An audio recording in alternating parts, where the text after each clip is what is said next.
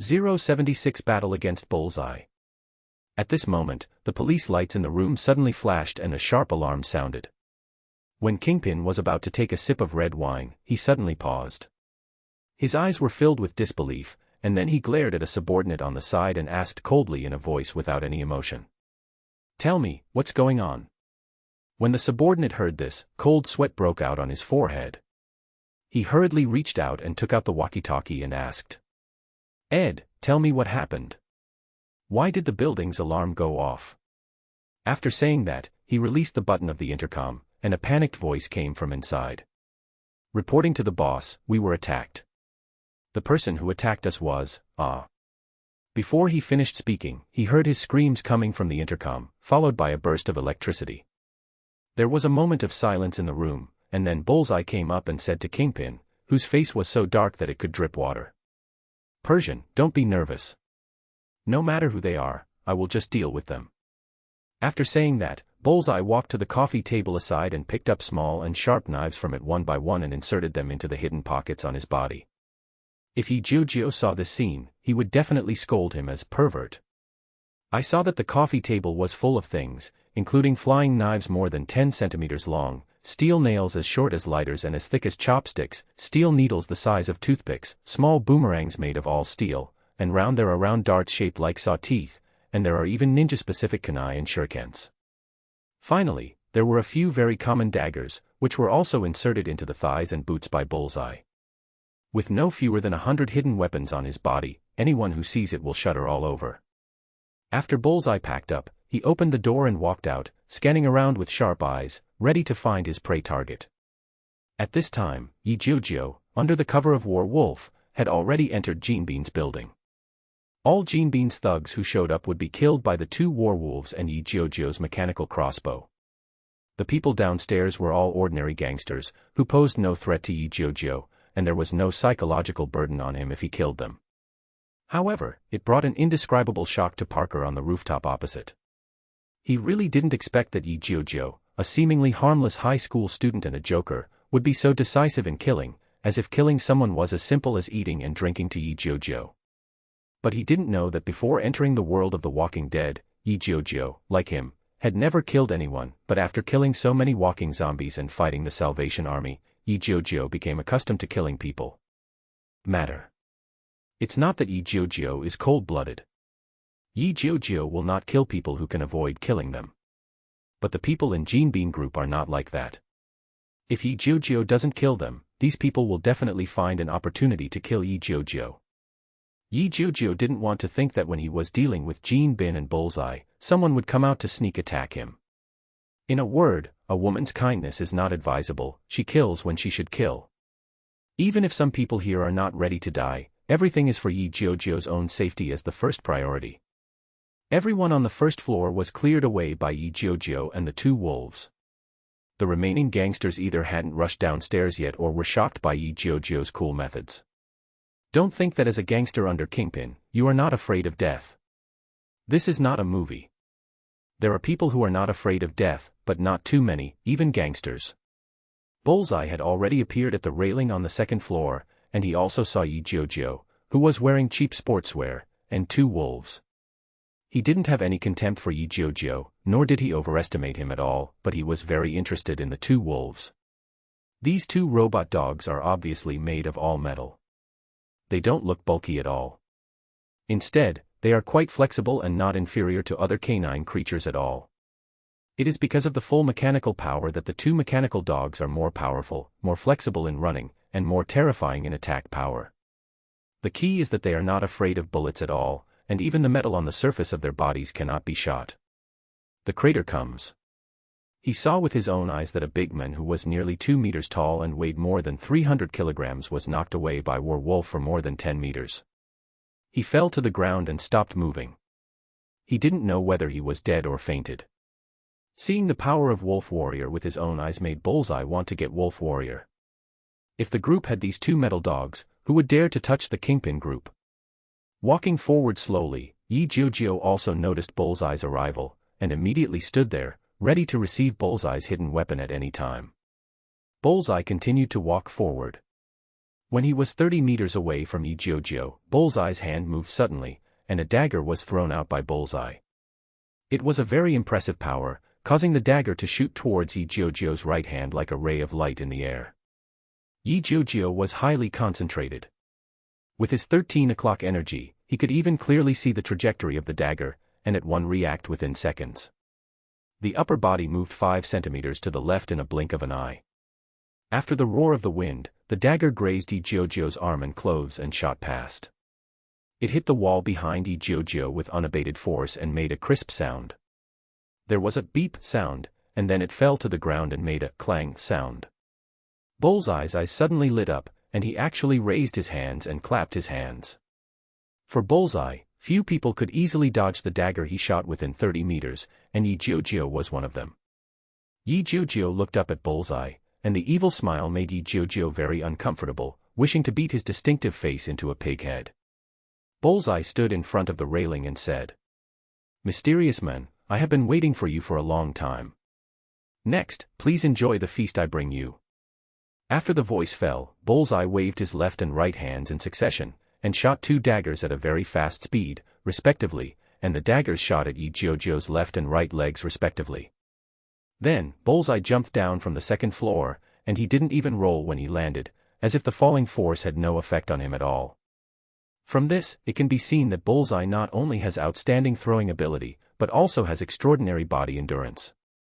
Jiujiu saw the trajectory of the 2 daggers, and before the daggers approached him, he suddenly flew into the air, and his body rotated twice in the air.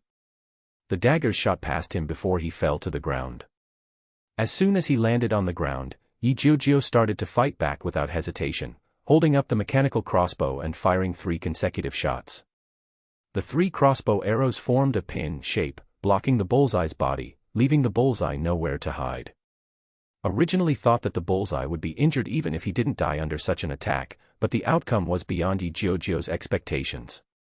But Bullseye's body retreated rapidly, and he waved his hands continuously while retreating. Several silver lights that ordinary people could not see shot out from his hands one after another. There were almost no order in the air. The sound of ding-ding rang out quickly, and 3 crossbow arrows were blocked by Bullseye with steel nails halfway. Bullseye's action was not slower than Jiujiu's reaction. After shooting down 3 crossbow arrows, he waved his hands again. A few black lights flashed, and Jiujiu saw 4 ninja-specific kunai shooting at his head, eyes, chest, and abdomen.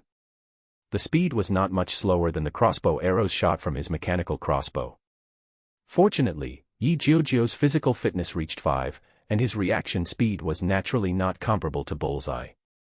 He let go of the mechanical crossbow with both hands, and took out 2 dog-leg knives from his hand with a flick of his hand. He waved his hands continuously, and several bright knife lights flashed, and with the sound of ding-dong, all 4 kunai were knocked to the ground. This is not over yet. Bullseye seemed to know that 4 kunai could not do anything to Jiujiu, and he shook his hand and threw a hidden weapon. The hidden weapon broke through the air with a whoo sound. Jiujiu concentrated and looked, and it was a silver boomerang. This gave Jiujiu a headache. There are many people who can use boomerangs, but not many can use them to perfection. But Bullseye is an absolute master among them. The boomerang he threw can not only block it once or twice, but also easily hit it to the ground. But Jiujiu would never admit defeat or run away. While watching the boomerangs coming and preparing to meet it, he ordered Wolf Warrior No. 1 to attack Bullseye to prevent Bullseye from taking the opportunity to throw a hidden weapon to attack him. Just as Wolf Warrior No. 1 charged at Bullseye, the boomerang also drew an arc and shot in front of Jiujiu. Jiujiu raised his hand and swung his knife, and with a ding sound, the boomerang flew away. The boomerang bounced out in response, drew a large semicircle in the air, and then circled back, shooting from behind Jiujiu to the back of Jiujiu's neck. On the other side, Wolf Warrior No. 1 had already rushed to more than 10 meters in front of Bullseye. Seeing the Wolf Warrior rushing over, Bullseye's eyes lit up, and his hands waved again and again, and 4 steel nails shot at the Wolf Warrior, but the target was the Wolf Warrior's eyes and head. Bullseye did this to try to find out the Wolf Warrior's weakness, to see if the control hub was in the Wolf Warrior's eyes and head. Unfortunately, the upgraded Wolf Warrior's body now could not be broken by the steel nails shot by Bullseye. The speed of the wolf warrior in the charge did not decrease at all, and with the sound of ding ding dang dang, he let the steel nails hit his head and continued to rush towards Bullseye. Bullseye's body retreated rapidly, but he discovered the wolf warrior's real weakness while retreating, which was the joints of the limbs. Indeed, even though the wolf warrior has been upgraded, its joints are still relatively weak. If it is hit at a critical point, it will not die, but its movements will be greatly restricted, or even unable to move. After finding the wolf warrior's weakness, Bullseye did not hesitate at all. He shook his hand and shot 2 shurikens and 2 steel nails in a second, aiming at the joints of wolf warrior's limbs. On the other side, Jiujiu had blocked 3 boomerangs, but there was no sign of the force on the boomerang weakening. This made Jiujiu helpless. Of course, he knew what the principle was. It was nothing more than using the force of blocking the boomerang to drive the boomerang to fly out and spin. But if it was not blocked, it would hit him. What should he do? After blocking the boomerang again, Jiujiu suddenly thought of Tai Chi. Yes, it was Tai Chi. The principle of Tai Chi is to release force and use force to fight force. Thinking of this, Jiujiu's eyes lit up. Boomerangs are rotating attacks, and they also use the force to spin back and forth. So, why not use the principles of Tai Chi to find the center of force of the boomerang and remove the force on it, so that the boomerang can be completely stopped? Thinking of this, Jiujiu immediately perked up, looked at the boomerang coming back carefully, identified the middle part of the boomerang, and prepared to catch the boomerang with the tip of the knife. At this moment, Jiujiu heard a series of clangs and booms sounds, but he had no time to look back. It was only from the consciousness transmitted by the wolf warrior that the wolf warrior's limbs were shot by the bullseye, which stuck its limbs and temporarily prevented it from continuing to attack and charge. Jiujiu suddenly felt a headache and distressed.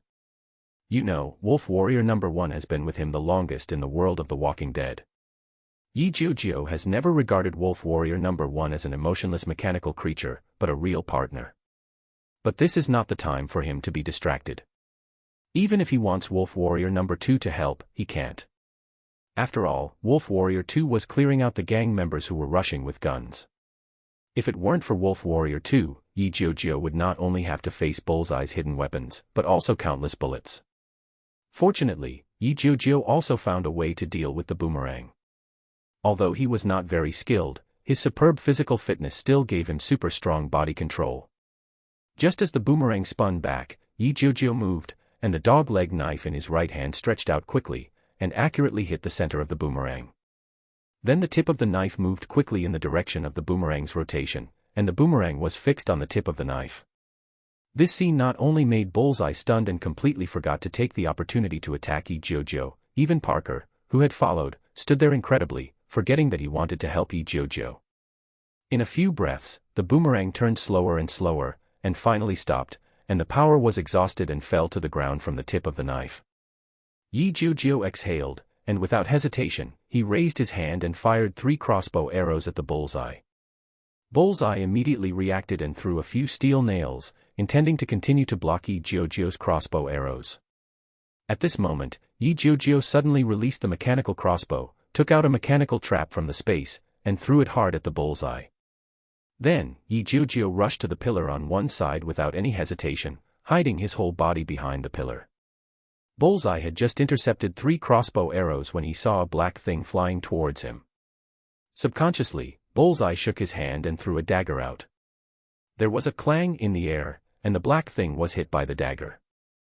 After a pause, there was a hum in the next moment, and the black thing not only did not fall to the ground, but was ejected into the air. Then, under the wide-eyed gaze of the target, the thing hovered in the air, and a series of dense swoosh sounds were heard, which made the target's scalp numb. The target had no time to dodge and could not dodge, and did not even make any dodging or resistance movements, with deep confusion in his eyes. 078 Big Fat Kingpin. With a series of pop sounds, at least 10 steel balls and 3 arrows were shot into his body between his head and chest and abdomen. Almost 3 seconds later, after all the arrows and steel balls in the trap were shot out, the trap fell from the air to the ground. After making a clang sound, Bullseye's body fell straight on his back. Jiujiu then poked his head out from behind the pillar, glanced at Bullseye's dead body, and heard the system sound. Congratulations to the host for completing the killing mission. Kill Kingpin's No. 1 killer, Bullseye. Completion of the mission will reward the host with 500 experience points and a mechanical fly manufacturing blueprint *1. After the killing mission was completed, Jiujiu finally let out a breath and immediately ducked out from behind the pillar. At the same time, he put the empty trap into the space, walked quickly to the wolf warrior who fell on the ground, and looked at it carefully. After a while, Jiujiu couldn't help but breathe a sigh of relief. He reached out and pulled out the shurikens and steel nails embedded in the limb joints of Warrior Wolf 1, and then put Warrior into the mechanical space. It was too late for repairs, so he could only talk about it after returning. Jiujiu stood up, picked up the mechanical crossbow and rushed towards the stairwell of the building. In the stairwell, screams and gunshots were heard from time to time. Jiujiu knew that these were Wolf Warrior 2's men who were killing Jean Bing. After Jiujiu left, Parker's figure also walked into the building. Seeing the mess on the ground and many corpses, Parker's body suddenly bent down, his face wearing a mask trembled, and he heard a few "wow" vomiting sound came. Diamond suit, diamond suit, diamond suit, diamond suit. Fortunately, Parker could restrain himself and finally suppressed the urge to vomit. Without looking at the body on the ground, he hurriedly rushed towards the stairwell.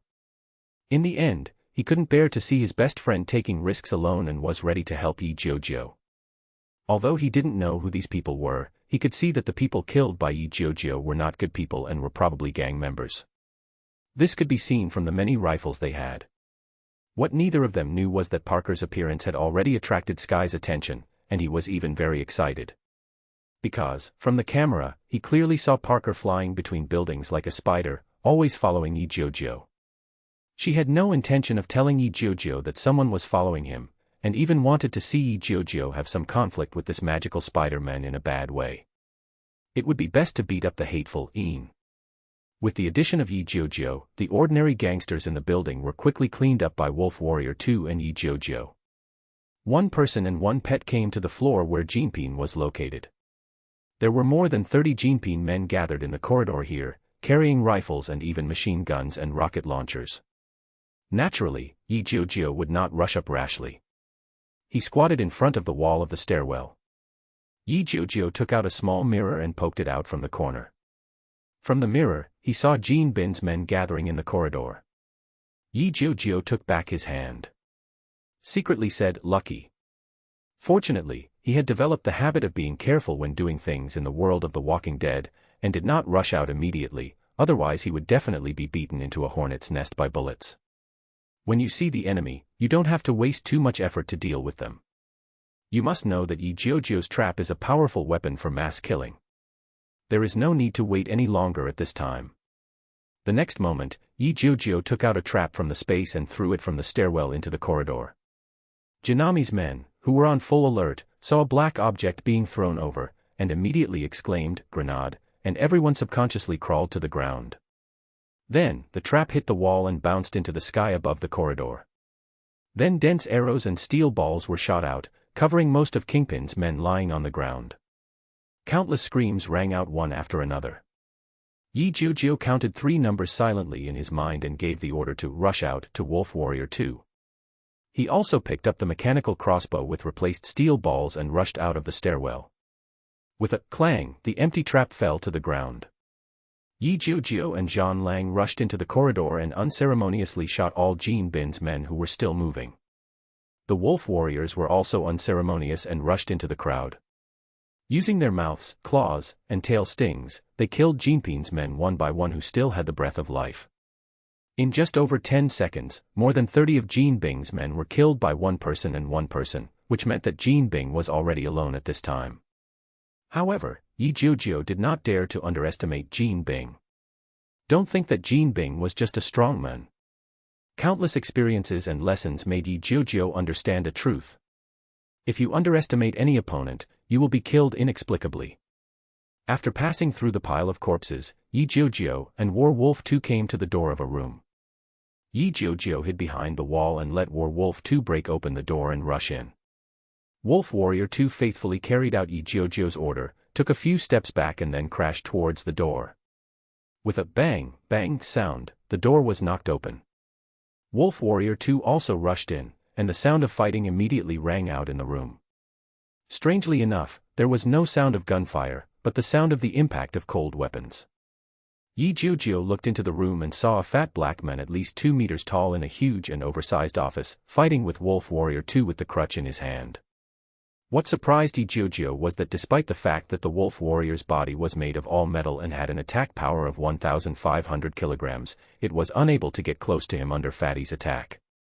Even the Wolf Warrior's tail spines could not hurt Fatty at all. Jiujiu walked into the room with a mechanical crossbow. The mocking look on Fatty's face made Jiujiu very uncomfortable. Then Fatty confronted Wolf Warrior 2 and said, "Can you please get your damn metal lump out of the way? You saw it too, it's no match for me. Can we talk first?" Hearing this, Jiujiu did not agree to Jin Bing's request, and continued to use his consciousness to order Wolf Warrior 2 to keep an eye on Jin Bing, shrugged and said, "Impossible. I won't give the villain a chance to make a comeback. Just say whatever last words you have. I'll listen." Hearing this, surprise and anger flashed across Jin Bing's eyes, but he did not dare to relax his vigilance against Wolf Warrior and said, "Can you tell me who you are? Why are you here to kill me? If I remember correctly, it seems that I haven't offended you, right?" Hearing this, Jiujiu was wary of Jin Bing's small tricks, and took a look at the layout of the room. After finding that there was no danger in the room, he replied, "I won't tell you who I am. You're not wrong, you didn't offend me, I just wanted to complete the task." Hearing this, Jin was not surprised at all, he just thought it was true and said, "Oh, a mission. For a bounty. How much? 100,000 or 1 million? I can give you double it. I will give it to you as soon as you leave here." 079 Spider-Man makes things worse. Jiujiu rolled his eyes when he heard this, remembering that in countless movies and TV shows, almost all the villains would say this when they met an assassin, as if they thought saying this would make the assassin rebel. Thinking of this, Jiujiu said in a wicked way, "Oh, are you willing to give me money? My reward is very high, not much." Jiujiu stretched out his left hand, opened his palm in the air and said, 50 million. Hearing this, Jin Bing felt that he had been tricked by Jiujiu. He was the biggest gangster and had never had a killing business. He wanted to pay as much as 50 million. Jiujiu's words were obviously disgusting to him.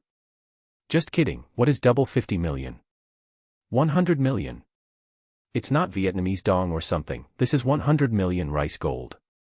Not to mention his gold merger, even if it were replaced by any rich man, it would be impossible to easily come up with 100 million in cash." But he didn't know that Jiujiu was not joking at all, and the reward given to him by the system was 50 million rice gold. Kingpin no longer wants to talk to Jiujiu anymore, and he also understands that if he wants to survive, he can only kill Jiujiu and this disgusting robot dog. The next moment, Kingpin raised his head and suddenly let out a cry of pain. Then his fat body, which was already 2 meters tall, continued to grow taller, and finally stopped when he reached 2 meters and 4 meters.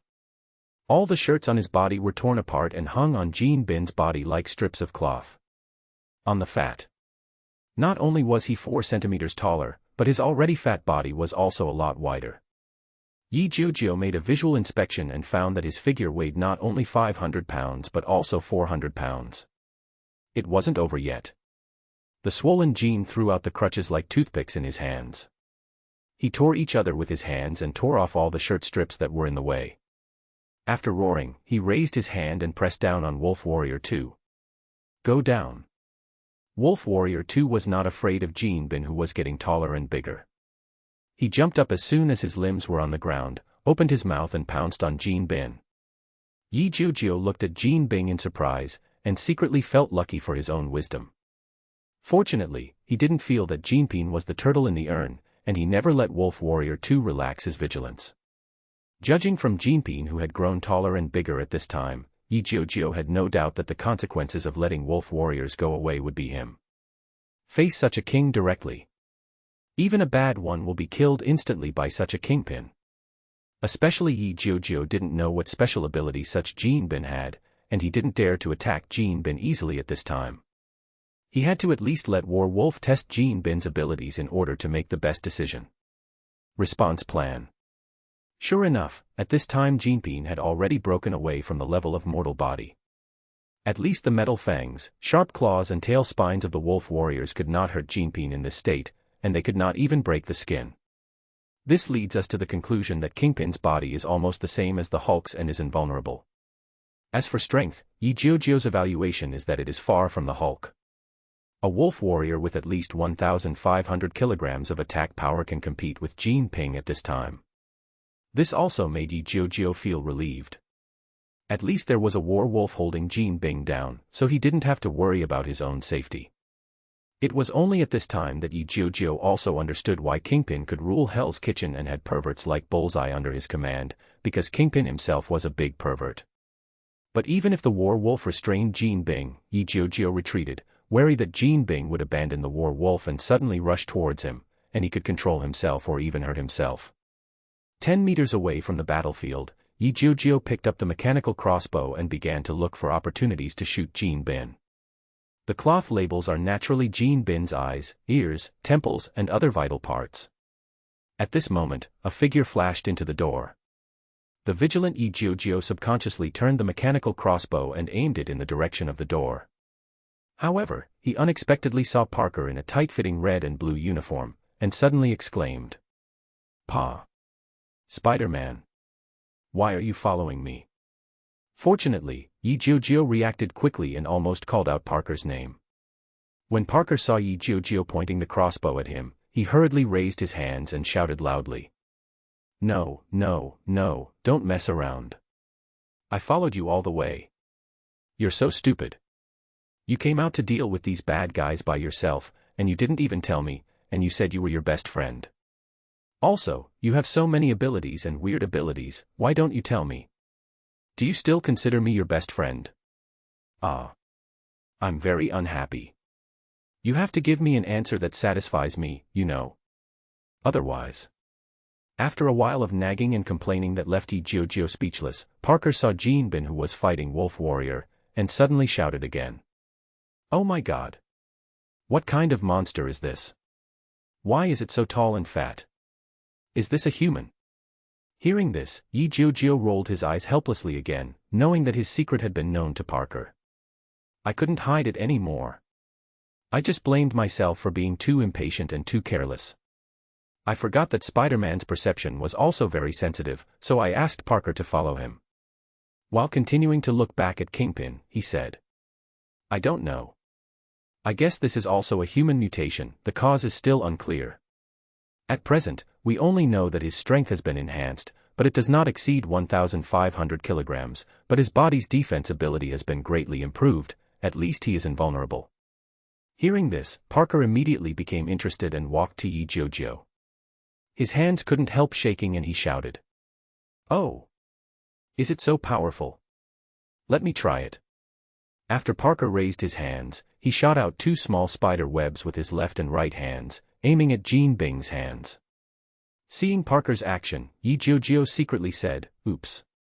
Sure enough, although Kingpin was entangled by the war wolf, he could still pay attention to the attacks around him. Jiujiu knew this when he shot Kingpin with a mechanical crossbow. Because, every time Jiujiu shot the steel ball, Kingpin would dodge it effortlessly, and if it was really difficult to dodge, he would use other parts of his body to take it. In fact, just as Jiujiu thought, Kingpin could actually defend himself in the fight with the war wolf. When the spider web was about to hit him, he suddenly stretched out his hands and grabbed the war wolf's front paws. With a loud roar, he pulled the body of the war wolf in front of him and blocked the spider web shot by Parker. Sadly, the mouth and 2 hind legs of the war wolf were tightly entangled by the spider web. Don't underestimate this kind of spider web. At least Jiujiu knew that without 2,000 kilograms of strength, it is impossible to tear the spider web apart. 080 spider web control. Seeing this, Jiujiu shouted angrily, "Damn Spider-Man, are you just here to help? Damn it, attack him quickly, don't let him get close to us." After Wolf Warrior was controlled, he was no longer a match for Kingpin. Diamond suit, diamond suit, diamond suit, diamond suit. Kingpin let out a weird laugh, and with a strong effort from his hands, he lifted up the whole body of Wolf Warrior, which was as heavy as a pound, and without saying a word, it was like he was smashed down on the concrete floor. There was a loud bang, and a big hole was made in the hard concrete floor by Jean Lang's body, and then Jean Lang's body was thrown downstairs. Fortunately, the wolf warrior's body is made of all metal and is very strong. Even though it was hit hard by Kingpin downstairs, it did not fall apart at all. However, it is possible to break free from the spider webs and use it as a human shield. Jiujiu held a mechanical crossbow and fired at Jianbin one after another to stop Jianbin from rushing in front of the two men. Writing this, I hope readers will remember our domain name Taiwan Novel Network. When Parker saw this situation, he knew that he was in trouble. He felt guilty and said hurriedly, "Oh. Sorry, I didn't mean to." After saying that, before Jiujiu could stop him, Parker rushed out facing Jianbin. Seeing this, Jiujiu knew what to do. Regardless of Parker's reaction ability, strength, and other physical enhancements, he was really no match for the transformed Jianbin. He didn't see the Hulk beating Luo, who was much more powerful than Parker. Did he catch it in his hand and hit it with a ball? Sure enough, while muttering to himself, Parker rushed towards Kingpin, who was blocking his eyes with one hand, and cleverly shot a spider web towards Kingpin's raised left hand. This time, the spider web worked, and actually stuck Jianbin's left hand to Jianbin's face, which immediately stopped Jianbin, who was moving forward despite the steel balls. Seeing this, Jiujiu simply put down the mechanical crossbow in his hand, raised his hands, and also used the spinner on his wrist to shoot at Jianbin. Seeing that the spider web was effective, Parker shouted excitedly and continued to shoot spider webs at Kingpin, trying to completely control Kingpin. Although it was the first time for the two to fight together, they had a tacit understanding, and one of them shot Jianbin's upper body, mainly Jianbin's hands. One person shot out a spider web, hoping to wrap around Jianbin's legs and completely control Jianbin in place, unable to move. Needless to say, this effect is very obvious. Although Kingpin has transformed, he is obviously not strong enough, not even comparable to the mutated lizard Dr. Connors. Otherwise, the cobwebs of the two of them would not be able to trap Jianbin. Unfortunately, both of them seemed to have forgotten one thing, and that was Kingpin's defense.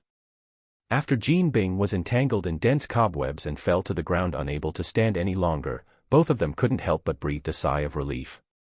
However, they sadly discovered that Jianbin was completely defenseless at this time.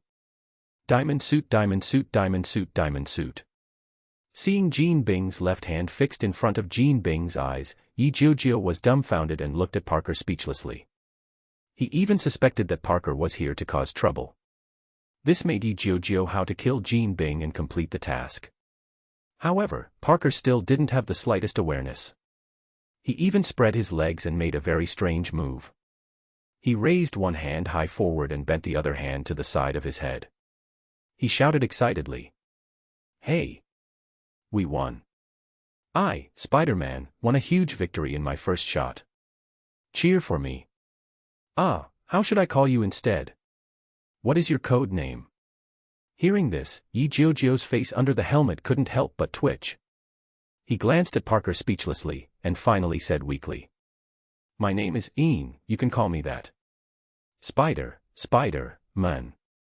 Jiujiu said the last three words word for word, obviously very dissatisfied with Parker. Parker didn't hear it at all, and was still immersed in the joy of victory. At this moment, Sky's uncontrollable laughter came from the earphones and said, "Giggle. Great. Ian.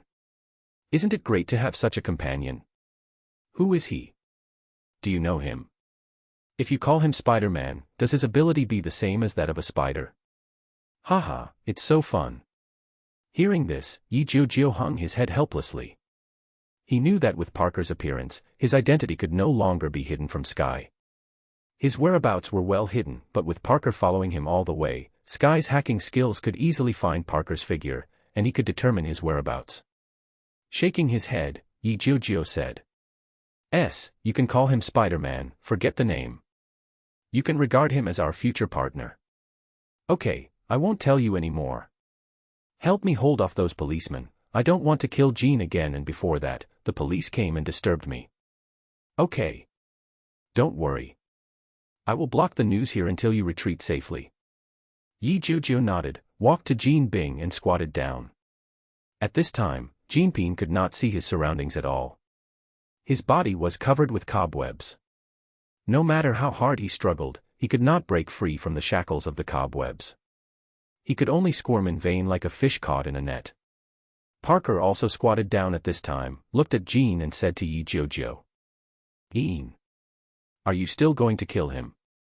Why don't you hand him over to the police? If you kill him, you are committing a crime. Do you know that?" Hearing this, Jiujiu replied without even raising his head.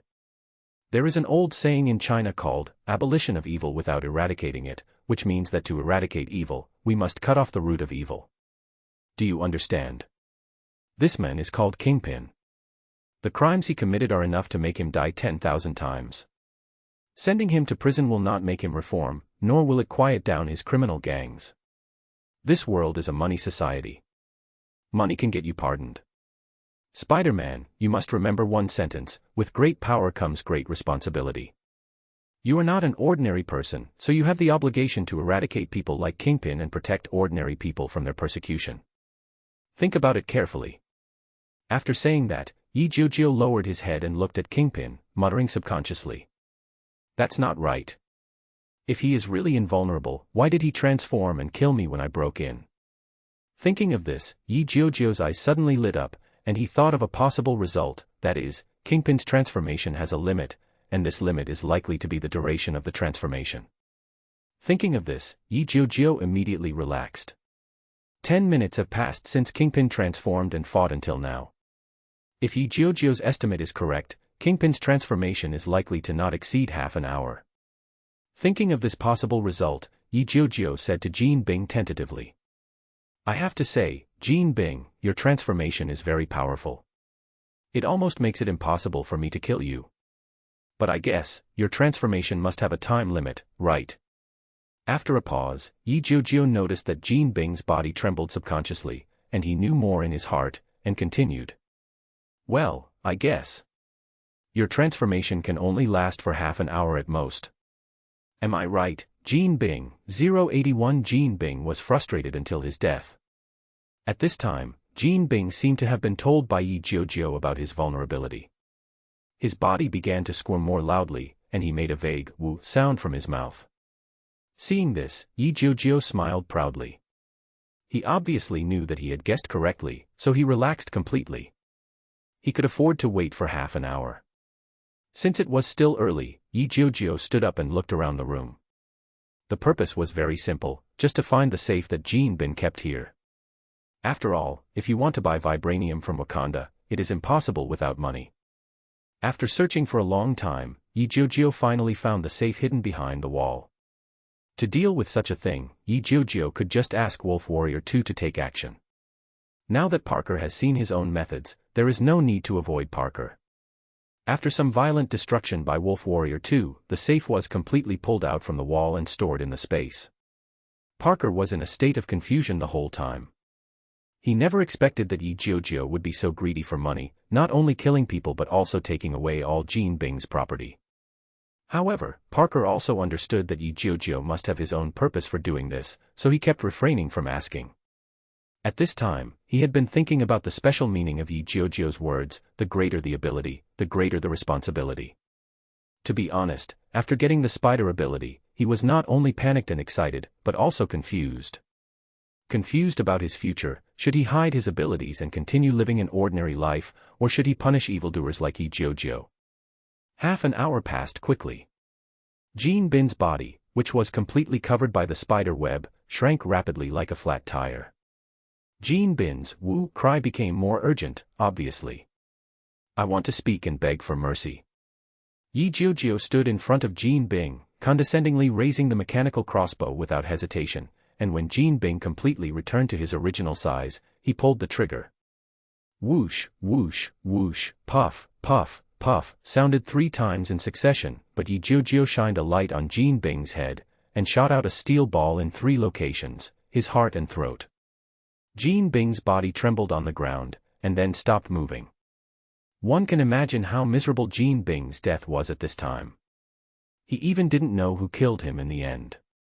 Even if he wanted to say something cruel or beg for mercy, he had no chance. He felt aggrieved and aggrieved.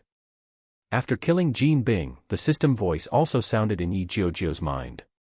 Congratulations to the host for completing World Hidden Mission 1. Eradicating the Jean Bing group will reward you with 1,000 experience points and 50 million in cash. Yi Jiujiu couldn't help but let out a breath, pulled Parker and ordered Werewolf to clear the way ahead. The two quickly went downstairs and left the Kingpin building, and evacuated Hell's Kitchen under Sky's command.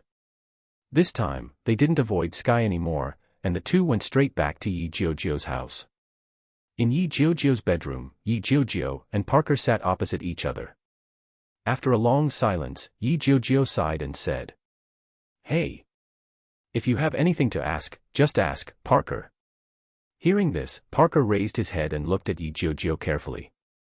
After a long while, he took a deep breath and said, "Why did you kill those people? When did you gain those abilities? What are the functions of your abilities? What are your future plans?" A series of questions gave Yi Jiujiu a headache. Yi Jiujiu didn't know where to start for a while. After a long while, Yi Jiujiu said, "Parker, you don't think that you and I are the only ones with special abilities in this world, do you?" Hearing this, Parker shook his head in confusion and looked at Yi Jiujiu, waiting for Yi Jiujiu to continue explaining. Yi Jiujiu glanced at the confused Parker and continued. "You can get special abilities through spiders, and so can other people. Potions, insects, animals, rays, etc. Then the biggest question is, are people who get abilities good people? No. There are capable people, there are good people and bad people, and there are also good people who have been treated unfairly and have been blinded by power. So, what should we do? Should we lose ourselves like them or ignore them, or use our abilities to protect the world woolen cloth?" When Parker heard this, his eyes suddenly lit up. It had to be said that Americans all have the dream of a lone hero, and Parker was no exception. Yi Jiujiu's words just scratched Parker's itch. Regardless of Parker and Yi Jiujiu, who were already getting excited, they continued. "This universe is very dangerous. Not only are we ordinary people there, but there are also other aliens outside the Earth.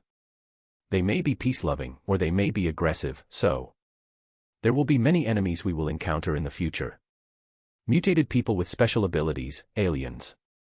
And my ability is to create mechanical creations with black technology to fight against those enemies. I think you also know that if you want to continue to create those mechanical creations, you need a lot of money, right?" Hearing this, Parker nodded confusedly, but he felt something was wrong, but he couldn't react for the moment. Seeing that Parker had been fooled by him, Yi Jiujiu continued. "The reason why I want to kill Kingpin and the others is because they have a lot of money that I need. Of course, the key point is that Kingpin and the others are heinous villains. Killing them will only purify the world. Please also believe me, I will not use my ability to destroy the order of this world. Please also join me in the future to fight against those bad guys who are destroying the world order, okay? Parker." Hearing this, Parker suddenly became excited, nodded firmly, stretched out a hand and said, "Yeah. Yi. I will help you. Just like you helped me before. Let's work together, okay? Yi. Let's work together, to maintain world peace." Hearing this, Yi Jiujiu also smiled and stretched out his hand to give Parker a high five, and shouted with Parker. "Maintain world peace." After saying that, both of them laughed. After finally being too excited to fall asleep, Parker went back to his room to rest. Yi Jiujiu was lying on the bed, repairing Wolf Warrior 1 in the mechanical space, and thinking about what he had to do next.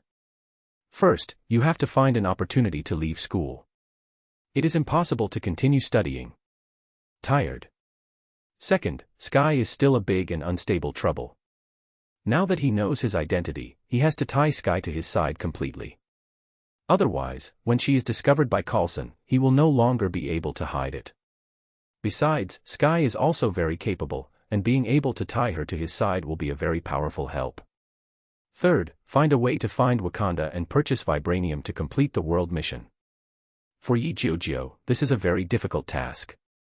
Vibranium in Wakanda is not easy to buy, and it is not easy to find it in Wakanda. 082 Tricking Spider-Man Parker.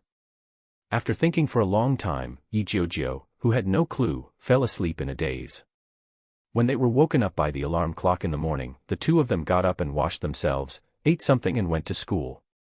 As for Jinbin's death, surprisingly it was not exposed by the conspiracy. It was obviously suppressed by a special agency. The search for Jinbin's murderer was also taken over by a special department to continue the investigation, and this special unit was the one that Jiujiu didn't want to come into contact with at the moment, S.H.I.E.L.D. The reason why Jiujiu came into S.H.I.E.L.D.'s sight so early was because Jiujiu himself caused the trouble. When dealing with Jinbin, he used a mechanical crossbow to dispatch wolf warriors, and even used a mechanical trap. Mechanical crossbows and wolf warriors are okay, and those who are bitten, caught, or stabbed to death by tail thorns are okay. There is nothing special about being accepted by others. But the crossbow steel balls triggered by the trap, and the densely packed arrow steel balls within the killing range, were noticed by Furue, who came to the scene. The smart and cunning Fury judged from the situation at the scene that the person who destroyed the Jinbin group must not be an ordinary person. He was very interested in this killer, which also gave him more and more confidence in his future plans. Fury also handed over the task of tracing to Coulson, hoping that he could find the killer. Jiujiu didn't know yet that he had come into Fury's sight so quickly. After completing 2 tasks, he and Parker came to school talking and laughing easily. Parker didn't know it yet, because he inadvertently entered the spider chamber of the Osborne group. The death of most of the spiders forced Dr. Connor's biological experiments to be stopped. Disappointed and unconvinced, Connors left the Osborne group with his information and began to overcome the final clinical trial difficulties. Jiujiu also didn't expect that he had clearly deceived Parker in advance. He thought that without Parker's help, Connors would not be able to make the lizard potion and transform into Dr. Lizard. But who would have thought that without Parker, Connors would still be a top expert in the field of biological genes, and it would only be a matter of time before he could develop genetic medicines. Sky, who was hiding in the warehouse, was very excited today because her most hated enemy, Kingpin, died last night, and the identity of the hidden was also found out by her. At this time, she was sitting on the computer chair, controlling the camera all the way, and watching Jiujiu and Parker enter the school. Looking at the shamelessly young Jiujiu and Parker on the computer screen, their left foot under the computer chair shook proudly, and while eating potato chips, he said proudly, "Yi, I'm very interested in you. I have to say, what other surprises will you bring me from the magical China?"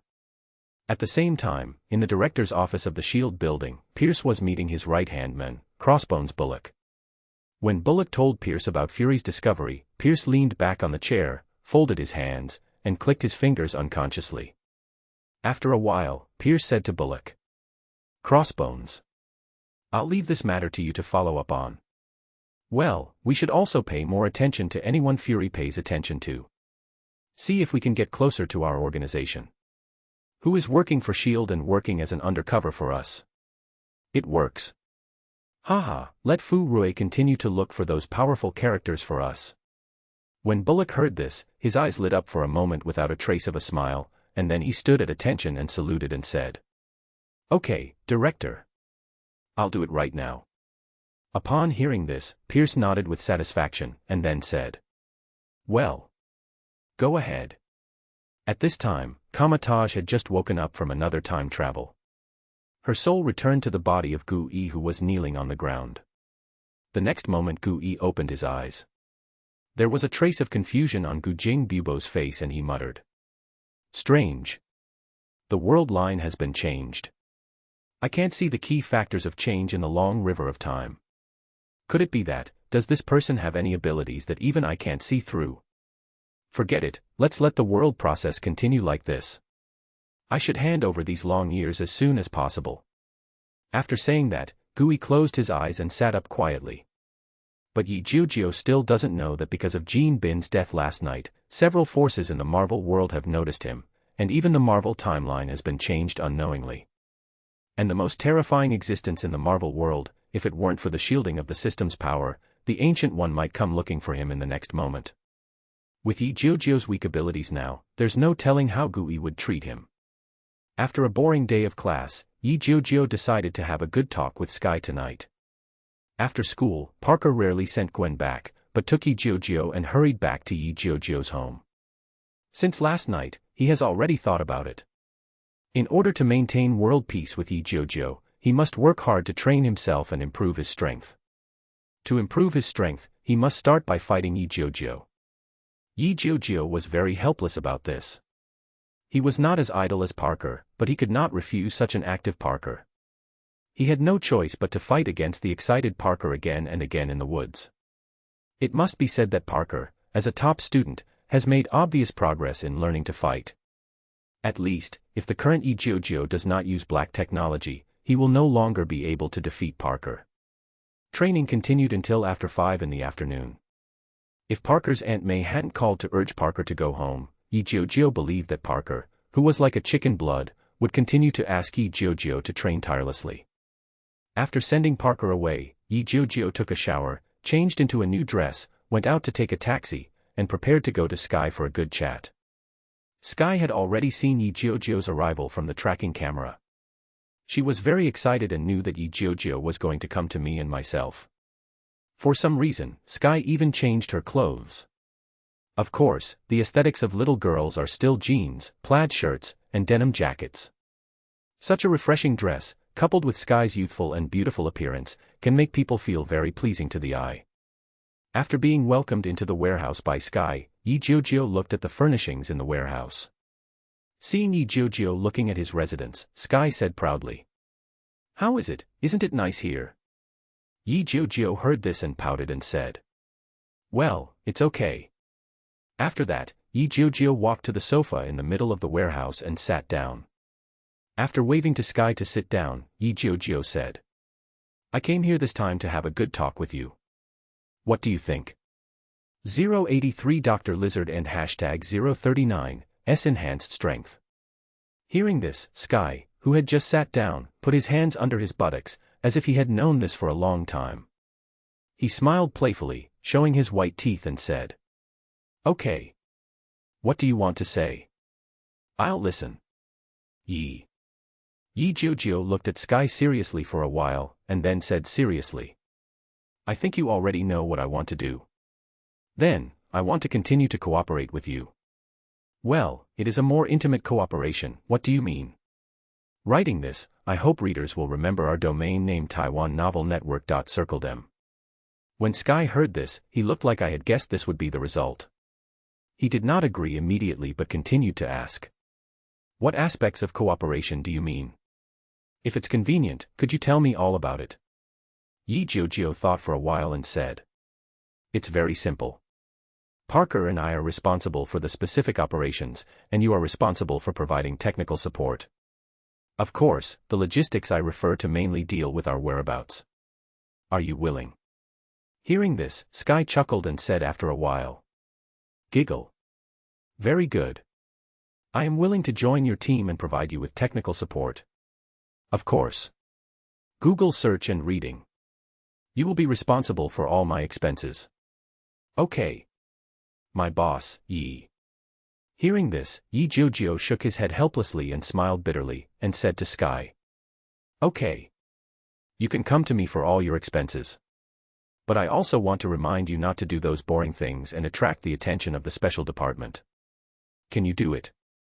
Hearing Jiujiu's request, Sky's face suddenly darkened, but she understood what Jiujiu meant, which was to ask her not to use her hacking skills to invade large institutions in normal times, so as not to attract the FBI.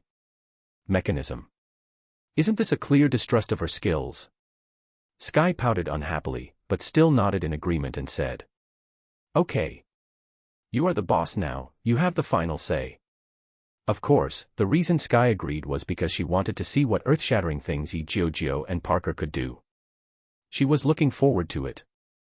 Hearing this, Jiujiu also stood up, nodded and said to Sky, "I think it's better for you to live here for a while. I will give you 10,000 meters of gold every month, which is all your salary. Of course, if you need any equipment, you can also tell me and I will give it to you as appropriate. Funding." After saying that, Jiujiu walked towards the door and said, "Okay. Everything is done. It's time for me to go back." "Oh." After saying that, Jiujiu turned back and said uneasy, "Remember Sky, you are not alone now, but a member of a team. I hope you will consider the safety of the team when you do anything." "Okay." After saying that, Jiujiu turned around and walked out of the warehouse, leaving Sky alone and muttered unhappily. I know, it's really troublesome. She's as verbose as an old woman. After saying that, Sky couldn't help but giggle. In the following days, things gradually calmed down. In addition to going to school and training with Parker every day, Jiujiu gave Sky a task to help him find Wakanda. Jiujiu used the ability of mechanical space to create 10 mechanical flies. Although this thing is very small, almost the size of a soybean, it is really a black technology creation produced by the system. Each mechanical fly only needs to consume 10 points of Jiujiu's ability to continue working for 3 hours, and the working radius has reached 5 kilometers, which is enough for Jiujiu to use in any world. Of course, because the size of the mechanical flies is too small, Jiujiu can control them effortlessly. If there are more, he will have to wait for Jiujiu's mental power to improve before he can control them more. Unfortunately, the scene shot by the mechanical fly could not appear in Jiujiu's mind, which made Jiujiu a little disappointed. You also have to buy an iPie to use as a display screen so that you can check the surveillance screen at any time, but Jiujiu is not disappointed. Having such a function is better than not having it at all. During this period of time, Parker was still just like in the original play, going out every night to do justice and punish the bad guys, but Jiujiu was unwilling to do such a thankless thing. In Jiujiu's words, for small things like this, it's enough for Spider-Man to come forward alone. He doesn't want to steal Spider-Man's opportunity to shine. The innocent Parker believed in Jiujiu and was even a little grateful to Jiujiu for giving him such a good thing. As expected, Connors still developed an imperfect lizard gene potion. After the injection, his broken right arm was regrown, but the sequelae also appeared, mutating into a giant lizard 3 meters tall. Monster. Although the mutated Connors has no sense at all, his obsession is to kill the person in charge who drove him to leave the Osborne group and terminated his experiments. So, Connors, who had transformed into a lizard, appeared on the bridge, and naturally met Parker, who was just going home from here on a heroic note. Seeing such a huge monster appear here, Parker suddenly became excited, secretly put on his Spider-Man suit, jumped out and fought with the lizard men. When Jiujiu received Sky's notification and turned on his computer to see the timely scene of the two fighting, Jiujiu also heard the new mission information in his mind. Congratulations to the host, the world mission has been triggered. Kill Dr. Lizard and stop Dr. Lizard Connors from releasing the virus potion. The mission is completed and rewarded with 5,000 experience points and 1 mechanical dog modification weapon blueprint. Hearing the system's reminder, Jiujiu became curious and thought, what the hell is this mechanical dog modification weapon blueprint? Is it to add hot weapons to the mechanical dog that fights with cold weapons? This really interests me. Unfortunately, the blueprint was not obtained. Even if Jiujiu wanted to know the modification effect in advance, he could not. He could only wait until the mission was completed and get the blueprint to look at it. Thinking of this, Jiujiu continued to look at the monitoring screen on the computer. Sure enough, as Jiujiu thought, the battle between Parker and Dr. Lizard was completely one-sided. Don't look at the current Parker, who is proficient in fighting skills under Jiujiu's training. Unfortunately, under the huge power of the lizardmen under the suppression, there is no chance of winning. This is the so-called one force defeats 10 skills. Even in the battle, in order to rescue the child who fell off the bridge, the lizardman pulled off his mask in a place where the camera could not capture, and saw Parker's appearance. It was also because of this that Dr. Lizard hesitated for a while and did not kill Parker immediately, giving Parker the opportunity to rescue the child and escape smoothly. Looking at Dr. Lizard, who climbed flexibly on the bridge and left quickly, Jiujiu couldn't help but feel heavy in his heart. Because he saw that Dr. Lizard's strength was much stronger than in the movie, and his strength and reaction far exceeded Parker. 084 Plan. Well, apart from the fact that he was not clear-headed and could only attack savagely, Jiujiu thought so. Jiujiu also figured out that the reason why Dr. Lizard is much more powerful now than in the movie. Perhaps it was because Parker did not provide him with help that Connors perfected the genetic formula himself, making the effect of the genetic medicine much more powerful than in the movie. To be honest, facing such a Dr. Lizard, Jiujiu was very troubled. Relying on Jiujiu's own combat power, he really couldn't beat Dr. Lizard. After all, the skin of this thing is too thick and the power is too great. It is really unknown whether Jiujiu's mechanical crossbow can shoot through the skin of the big lizard and hurt him. Thinking of this, Jiujiu can only hope for the two werewolves, hoping that the two werewolves can defeat Dr. Lizard and severely injure him. In less than an hour, as expected by Jiujiu, a red and blue figure came in from the window. Needless to say, it was Parker. Jiujiu was speechless about Parker's unusual behavior of drilling through the window. After several fruitless talks, he just let him go. Fortunately, Jiujiu had already asked Sky to deal with Parker's whereabouts, otherwise Jiujiu would really have a headache. Once Parker was exposed, he would be implicated. As soon as Parker entered Jiujiu's bedroom, he couldn't help but gasp. While taking off his battle suit, he complained to Jiujiu. "Oh, God. I'm so unlucky. I actually met a 3-meter-tall big monster. I was beaten so hard that my whole body hurt. It's really thanks to you, Yi. If it weren't for the battle suit you designed for me, I'm afraid I would have been cut by his claws." Hearing this, Jiujiu turned around seriously, looked at Parker and said, "Parker, what I'm worried about is it still happened. Look, a person who has mutated into an animal like you has appeared. And his strength is obviously much greater than yours. I think we need to plan carefully to deal with him." Hearing this, Parker stopped screaming in pain, sat up and ignored the bruises on his body, looked at Jiujiu and said, "Yeah. Yi. You are right. We should plan carefully to find this monster and defeat him."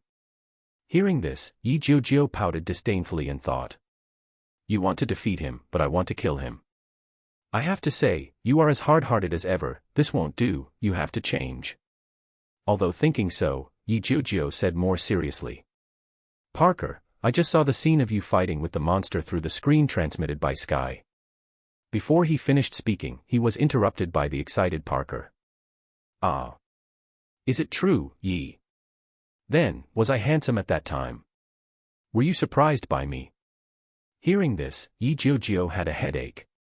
Facing such a careless Parker, Jiujiu couldn't help but wonder if he was wrong to choose such a talkative and show-off partner. Shaking his head to dispel such thoughts, Jiujiu said helplessly, "Let's talk about business, Parker, be serious." Hearing this, Parker became serious and raised his hands to surrender awkwardly. He smiled awkwardly and whispered, "Okay. You talk, I listen." Jiujiu then said, "From the picture, this monster that turned into a lizard has more strength, reaction, and speed than your spider ability. And he looks much more resistant than you. It's not easy to defeat him." After a pause, Jiujiu stopped Parker, who wanted to continue speaking, and continued, "Then, we can't just go at him recklessly. We have to find out the reason for his mutation and find out his weaknesses before we can defeat him. Next, I will let Skylar use the cameras all over New York to find out where he is hiding and his specific identity. And your mission, just keep going out at night, and while you continue to be your Spider-Man and do justice, try to see if you can meet that monster again and follow him. Remember, don't act rashly, just follow him, understand?" Hearing this, Parker muttered unconvincedly, "Okay. I get it. I say, do you really not believe in my ability? I am Spider-Man." Although Parker muttered softly, Jiujiu still heard it clearly, and said to Parker with a dark face, "Be serious, Parker. This is not a joke. You can't beat him now, and I don't want my best friend and comrade to die in his hands, understand, Parker?"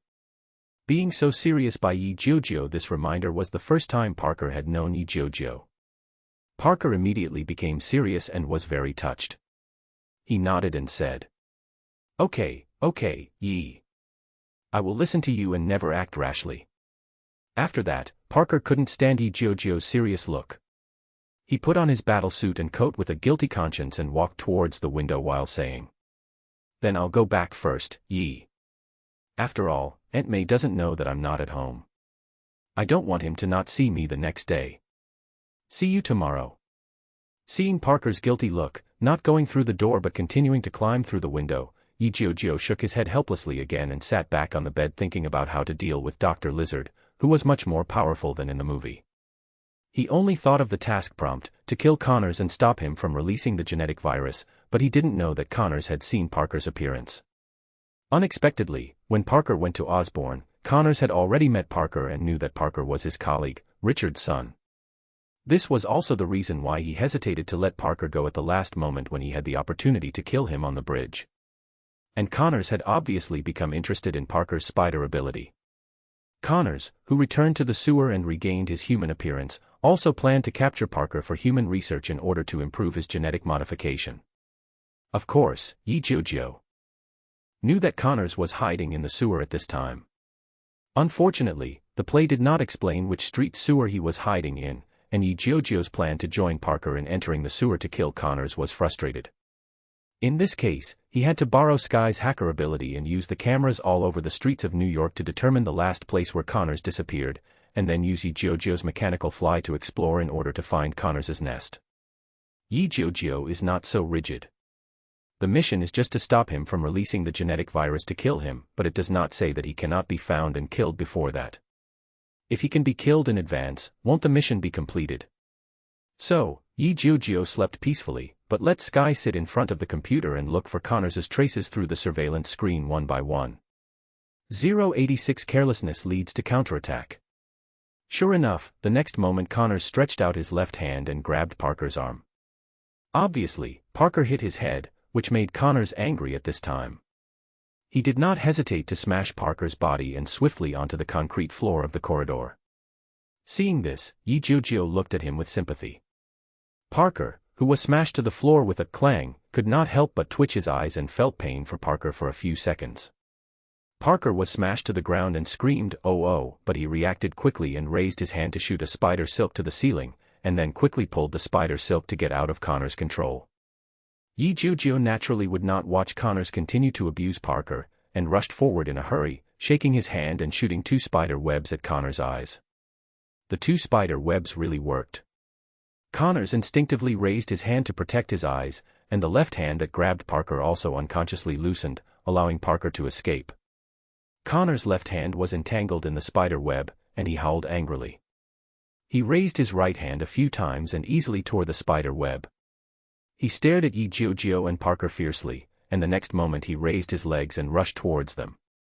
Jiujiu shouted, "Yudu," seized the opportunity to control him, and rushed towards Connors.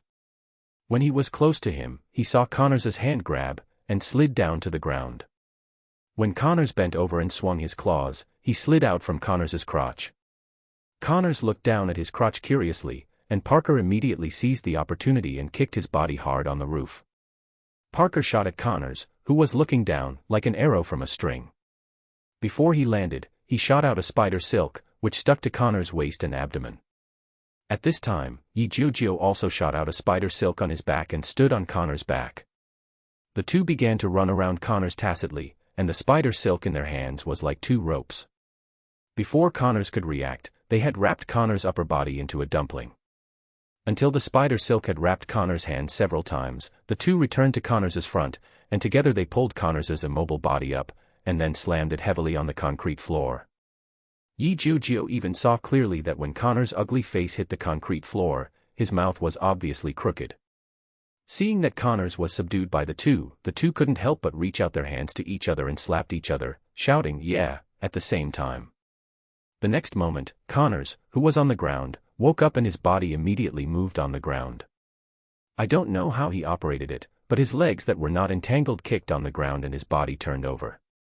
Jiujiu heard a whistling sound, and a dark shadow came at the two of them at lightning speed. No matter how fast Jiujiu reacted, he had no time to retreat and dodge. He only had time to put his hands in front of his chest. With a loud bang, Jiujiu and Parker were swept away. Jiujiu felt that the bones of his forearms seemed to be broken. Fortunately, the instinct of the ultimate fighting master allowed him to react while his body was still in the air. He used his waist to control the center of gravity of his body, and fell to the ground with a straight back flip. After landing, he couldn't help but slide back 2 meters before stopping. Parker was not so lucky. Although he also made a defensive move, he was not as flexible as Jiujiu, and was swept away more than 10 meters. Jiujiu also saw clearly at this time that it was Connors's thick, long, and very flexible huge tail that swept the two people. This made Jiujiu feel annoyed. He regretted that when he used spider silk to wrap Connors, he was careless and forgot to wrap his tail and legs. Sure enough, Connor's fighting instinct allowed him to take advantage of the opportunity when both of them were away from him. He quickly curled up his legs and cooperated with his tail to break the spider silk wrapped around his upper body with just a little effort. Jiujiu sighed helplessly, cursed bad luck secretly, and immediately made defensive moves to deal with the attack of Connors, who was obviously in a violent state at this time. It can be imagined how terrifying the fighting power of the violent Connors would burst out. Jiujiu only confronted for 3 seconds, and then simply turned around and ran deep into the corridor, trying to use the relatively complex environment of the classroom to dodge Connor's next attack. Parker was not stupid either. He did the same thing as Jiujiu without Jiujiu's reminder and rushed to the nearest classroom. The two of them acted separately in tacit understanding, and when Connors attacked the other person, they attacked Connors from behind. Looking at the two people who fled separately, Connors, who was furious, was stunned, but he instinctively chased after Parker. Obviously, before the transformation, Connors gave him a hint in his heart that catching Parker was the most important thing, and the rest could be dealt with later. Hearing the heavy footsteps chasing Parker, Jiujiu breathed a sigh of relief while thinking about how to deal with Connors. Looking up, he saw that the classroom he ran into was actually a chemical laboratory, which was full of test tubes and glass bottles, all of which were colorful potions and powders. Seeing this, Jiujiu's eyes lit up and thought of the chemical mixture bomb. After mixing according to a certain ratio, only a small amount of potion and powder are needed to prepare a mixture that can explode violently once it is shaken violently. The power of the explosion can even be comparable to that of a grenade. Thinking of this, Jiujiu rushed to the experimental table and shouted loudly, regardless of whether Parker could hear it or not. "Hey! Spider-Man, hold on a little longer, I'm looking for a weapon to deal with the lizards, hold on a little longer." As soon as the sound fell, the sound of desks and chairs falling to the ground and shattering came from the distant classroom. After a long while, Parker's breathless voice came out intermittently. "Oh! Damn it, you have to hurry up, Ian. This damn big monster is too difficult to deal with. Oh, shit. He, is chasing prey, it's like a monster.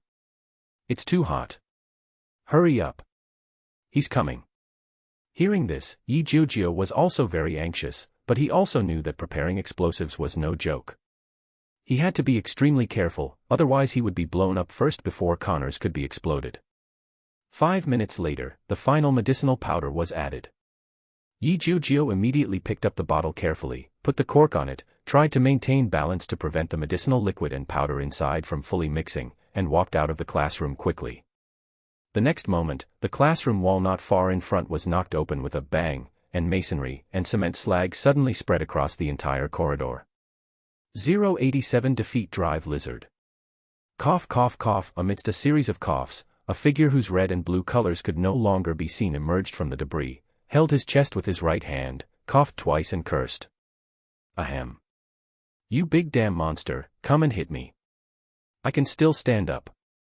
Google search and read. Hearing this, Jiujiu hurriedly shouted, "Spider-Man, lure him over. It would be best if you can make him open his mouth." Hearing this, Parker still had the energy to give Jiujiu an okay gesture, indicating that he understood. The next moment, there were several sounds from the wall that was knocked open. Connor's figure came out from behind the wall. After glancing around, he saw Parker 3 meters in front of him and raised his eyebrows at him. Middle finger. With such a universal gesture, even Connors, who had a worrying IQ after the transformation, suddenly became angry, and immediately opened his legs and charged towards Parker at high speed. Parker immediately turned around and rushed towards the classroom where Jiujiu was, shouting, "Oh, Ian. He's coming, get ready." In just a few breaths, Parker rushed into the laboratory, and soon after, Connor's figure also appeared at the door of the classroom. Obviously, the door of the classroom was not designed for a big man like him to enter, and the door frame blocked his progress. Pace. The angry Connors suddenly opened his mouth and roared, grabbing the door frame with both hands and claws, obviously intending to make a violent withdrawal. Jiujiu saw the right opportunity and rushed towards Connors. Before he could rush forward, he raised his hand and shot out a spider web, trying to attract Connor's attention. Connor's instinct made him know that the spider silk posed no threat to him, but he still didn't want to have his sight blocked by the spider silk. He retracted his left hand to block his eyes, but he ignored the open mouth that was still roaring. He didn't notice the chemical bottle that was thrown out by Jiujiu. The medicine bottle swirled in the air and flew into Connor's mouth. Something was thrown into his mouth, which made Connor's obviously stunned. The next moment, his mouth made a shocking sound. The explosion came. Jiujiu and Parker, who had long taken the opportunity to hide under the table, clearly saw a ball of red light erupting from Connor's fang's mouth, followed by Connor's heart-rending howl. Mixed with a few pieces of meat and several fangs, it spattered into the classroom. Obviously, this bottle of chemical explosives caused serious injuries to Connors. Connors howled miserably and turned around and rushed towards the corridor. They were crawling on the floor, walls, and ceiling very fast on their hands and feet. The speed was so fast that Jiujiu and Parker looked at each other in disbelief. A sharp siren sounded outside the school. The two looked at each other, and Jiujiu hurriedly said to Parker, "Take off your battle clothes quickly and I'll hide it for you so that no one will guess your identity." Upon hearing this, Parker immediately took off his battle clothes, took the clothes handed over by Jiujiu and put them on. Jiujiu also changed into clothes, and said to Sky through his earphones, "Sky, you already know what happened at school, right? Help us get rid of all the videos. I don't want anyone to come and cause trouble later." When Connors ran away, Sky naturally couldn't track him, because he ran through the sewage pipe. There were no cameras there, so it was impossible to detect him. Jiujiu could take the opportunity to release the mechanical fly, but after thinking about it, he decided not to do it. After all, the distance of the mechanical fly was only 5 kilometers, and there was nothing he could do if it surpassed Jiujiu. Diamond suit, diamond suit, diamond suit, diamond suit. Sky's crisp response came from the earphones, "Roger, boss. Deal with it immediately. Give me 3 minutes." Jiujiu then put everything into the space, and called Parker to squat in the corner of the classroom together. Not long after the two of them hid, there were heavy footsteps in the corridor, and someone shouted, "Quick, quick, find me the one who destroyed the school. Let's call him a damn monster. Once you find a target, you don't need to ask for permission to shoot immediately. Do you understand?" The footsteps were mixed with the neat answers, "Yes, sir," and then footsteps rushed through the laboratory and deeper into the corridor. After a while, people came through the door. One was holding a pistol, and the other was holding a blessing. They shouted loudly into the laboratory, "Is there anyone else? We are the police and we are safe. You can come out." Hearing this, Jiujiu started fighting with Parker, raised his hands and shouted in pretense of panic, "Mr. Police, don't shoot, we are students. We have been hiding here all the time." When the two policemen saw that they were indeed dressed as students, they asked them to leave the classroom and evacuate to the playground. After the two came out, they met the students and teachers who had escaped. Gwen looked at Parker and Jiujiu with strange eyes as if she had guessed something. Jiujiu whispered to Parker, "It's not time to let Gwen know yet, how should I say you know?" After saying that, Jiujiu left Parker's side and let Parker chat with Gwen. Subsequently, after the police searched the entire school and found nothing, they took notes on all teachers and students on the spot. The things that Jiujiu was worried about, such as someone wanting to search him, did not happen, but Jiujiu was still vigilant and asked Parker to leave the suit with him, and he would come to his home to change it when he wanted to wear it. Although this is a bit troublesome, it is better than insurance. After all, not everyone can find it in space, including Gui. In fact, the two of them did not arouse the suspicion of the police present, and even no one from S.H.I.E.L.D. appeared at the scene. This made Jiujiu feel at ease a lot, but he still could not take it lightly, and he still had to do what should be done. With such a big incident happening at the school, it was natural that classes could not be held, and all the students returned home. Jiujiu and Parker also returned to Jiujiu's home. The two sat on the sofa. Parker collapsed on the sofa and said to Jiujiu, "Why do you think the lizardman came to the school? Don't tell me that lizardman is really powerful. Even if we worked together, we couldn't defeat him. What do you think we should do next?" Hearing this, Jiujiu gently massaged the bruised area by Connors and replied, "Looking at him, he seems to be here to find you. After all, you are the only one in the school who can attract his attention, right? Hearing this, Parker immediately stood up from the sofa, looked at Jiujiu in disbelief, and asked with wide eyes. No, isn't it? He's here to see me. Yi, are you sure? Jiujiu put down his hands, shrugged and said. Have you forgotten that when I was fighting with the lizard men, as soon as he saw you appearing, he left me and attacked you? He didn't come to find you, why? 087 Shield and Hydra begin action. Parker was stunned by Jiujiu's words, but suddenly remembered that he was seen by the lizardmen on the bridge, but he didn't understand how the lizardmen knew that he was in the school, so he subconsciously said. Ah, I remember. When I was on the bridge, I was seen by the lizardmen. Google search reading is wrong. Even if he saw my appearance, it is impossible for him to know who I am and which school I attend so quickly. Parker's words made Jiujiu's head hurt. To be honest, he was also very surprised why Connors came directly to the school to find Parker. It turned out that Parker exposed his appearance. This made sense. Connors must want to capture Parker alive because of Parker's mutation and want to get Parker's genes in order to improve his own genetic medicine transformation. After thinking it through, Jiujiu also secretly decided in his heart that he must find Connors as soon as possible to solve this big problem.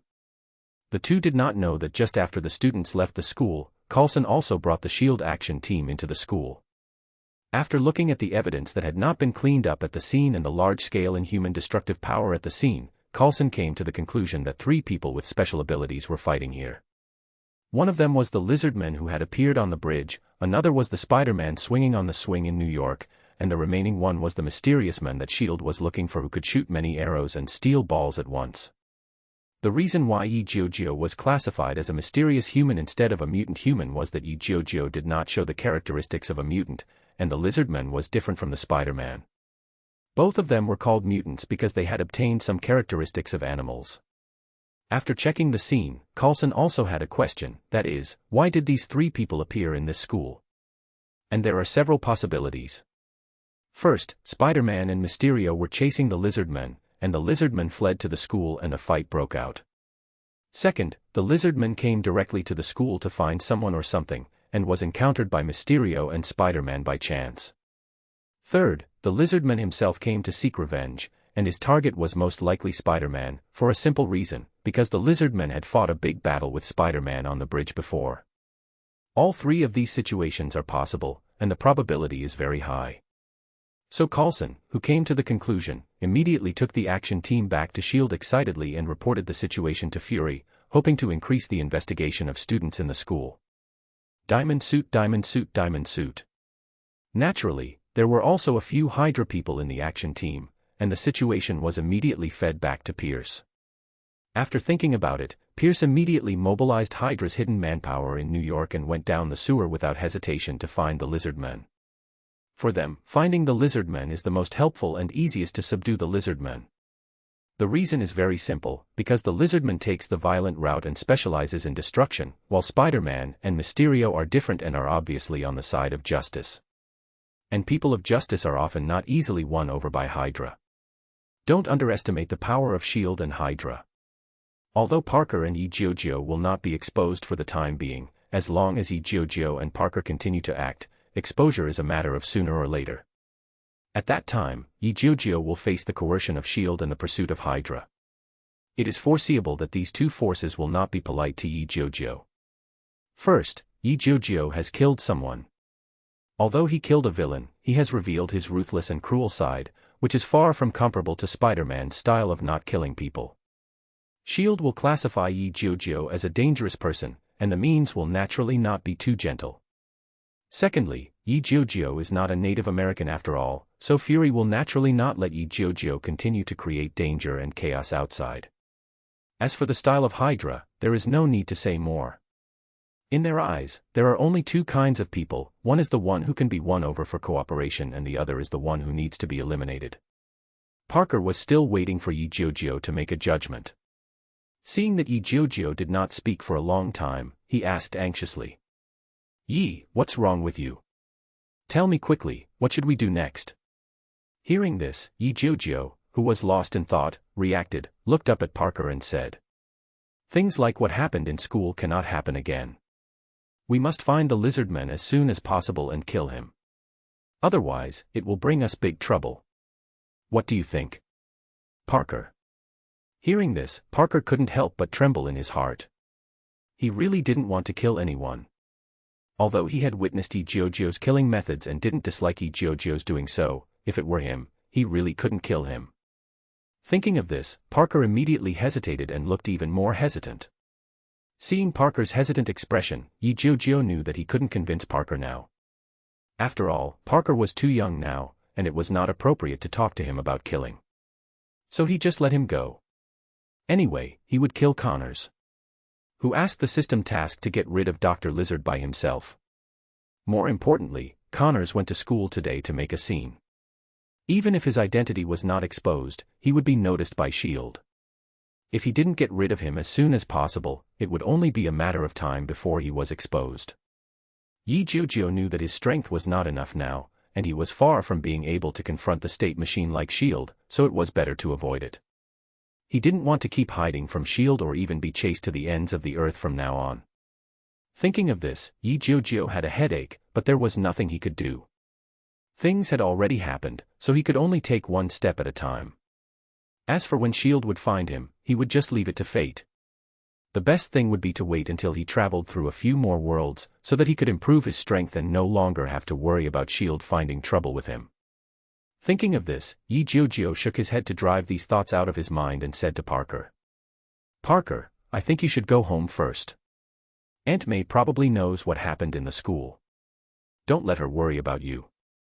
You don't have to worry about the lizardman. I will find a way to find him as soon as possible. I will also notify you when I need to take action." Hearing this, Parker also thought of Aunt May, and understood that since such a big thing happened in the school, he had to go back first. Thinking of this, Parker stood up and said reluctantly, "Okay. I'll go back first. And, this is what you said.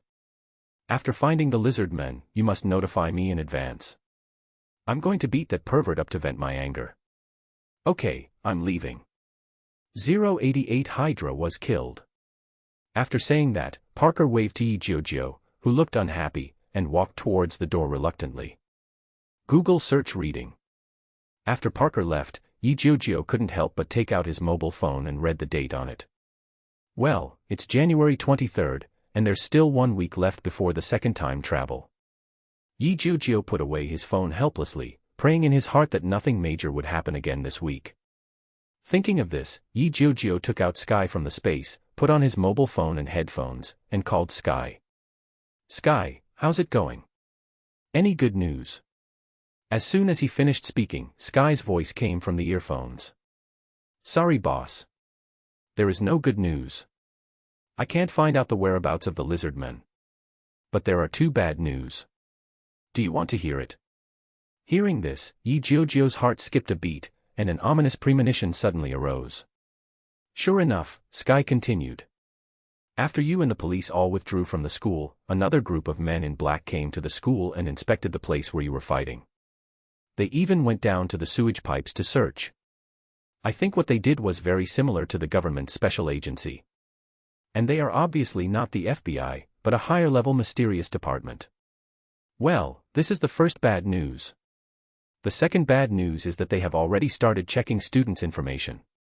Hearing this, Jiujiu couldn't help but smile bitterly and said in his heart, "Really? Or is it because of that damn Connors that attracted S.H.I.E.L.D.'s attention?" Thinking of this, Jiujiu could only treat Sky as a living doctor and said, "Well, I get it. In this way, Sky, I need you to completely erase all traces of me and Parker, and don't let S.H.I.E.L.D. find us so early. As for the rest, I will figure it out myself." "No problem, boss. I'll help you," Sky replied.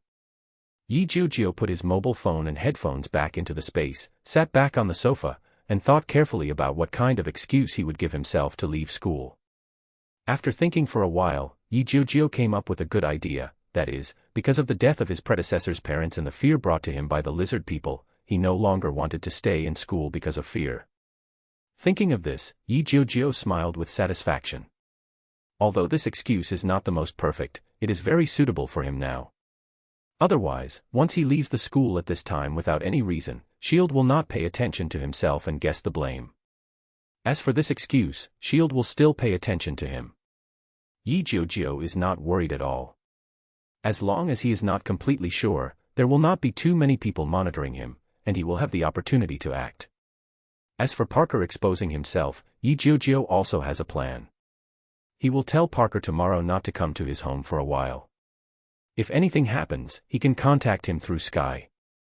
After thinking about the matter, Jiujiu's mood seemed to have improved a lot, and he was even in the mood to make a hearty meal of braised pork for himself. After staying at home with nothing to do until night, Jiujiu lay down on the bed and fell asleep early. What he didn't know was that at this time, Hydra had found Connors in the sewer, who had returned to human form. I have to say that Hydra's perseverance is really great. The underground drainage pipes in New York are huge. Hydra was able to find Connors in one day. Its ability is really far beyond that of S.H.I.E.L.D. It's no wonder that Hydra invaded S.H.I.E.L.D. and even took the top position. And Connors was sitting on the chair intact because he was injured in the mouth by Jiujiu with a chemical bomb while he was in transformation. But because of the lizard's powerful self-healing ability, when he returned to his human form, he miraculously healed himself without leaving any scars in his mouth. However, the teeth that were blown away will never grow back. After all, teeth are different from other cellular tissues. Once they are gone, they are really gone. At this time, in the sewer, Connors, who was covered in thorns, was holding a needle in one hand, ready to stab himself at any time. He looked at several black people not far away with wary eyes and asked, "Who are you and how did you find this place?" Hearing this, the leading man shrugged and stood up, looked at Connors with burning eyes and said, "Don't worry, and don't be impulsive. We don't have any ill intentions towards you. On the contrary, I think we can have in-depth cooperation, don't we?" Hearing this, Connors did not lower his guard, but continued to look at Bullock with a serious face and asked, "Tell me why you're here, I don't have time to talk nonsense with you." Hearing this, the man's face couldn't help but change, his tone became rude, and he said threateningly, "Please pay attention to your tone, sir. Although our organization appreciates your masterpiece and wants to cooperate with you, don't think that we won't do anything to you." Before he finished speaking, when Connors heard the word hands-on, he inserted the needle into his neck without hesitation and injected the liquid inside into his body. The men immediately saw Connors' actions and immediately shouted in horror, "No, what are you going to do? Hurry up and shoot to stop him." Upon hearing this, several men behind him immediately picked up their guns and started shooting at Connors, but it was a pity that it was too late. As soon as the liquid medicine entered Connors' body, it took effect immediately. His body was rapidly growing larger and taller, and even the surface of his body began to transform into a beast. Even if he had not completed the transformation, he could no longer be hurt by bullets. Connors let out a shrill howl. It was obvious that the transformation was not a pleasant thing for him. The Hydra men who led the group regretted that he had threatened the men. But he was more afraid because he knew how terrifying the men who turned into a lizard was. He could not be defeated by human power at all. In fact, this was also a habit that Hydra had always developed. Even if they failed and hid, they could not change the domineering style of Hydra, so they forgot how dangerous the men in front of them would be, not to mention that Connors was holding a syringe in his hand.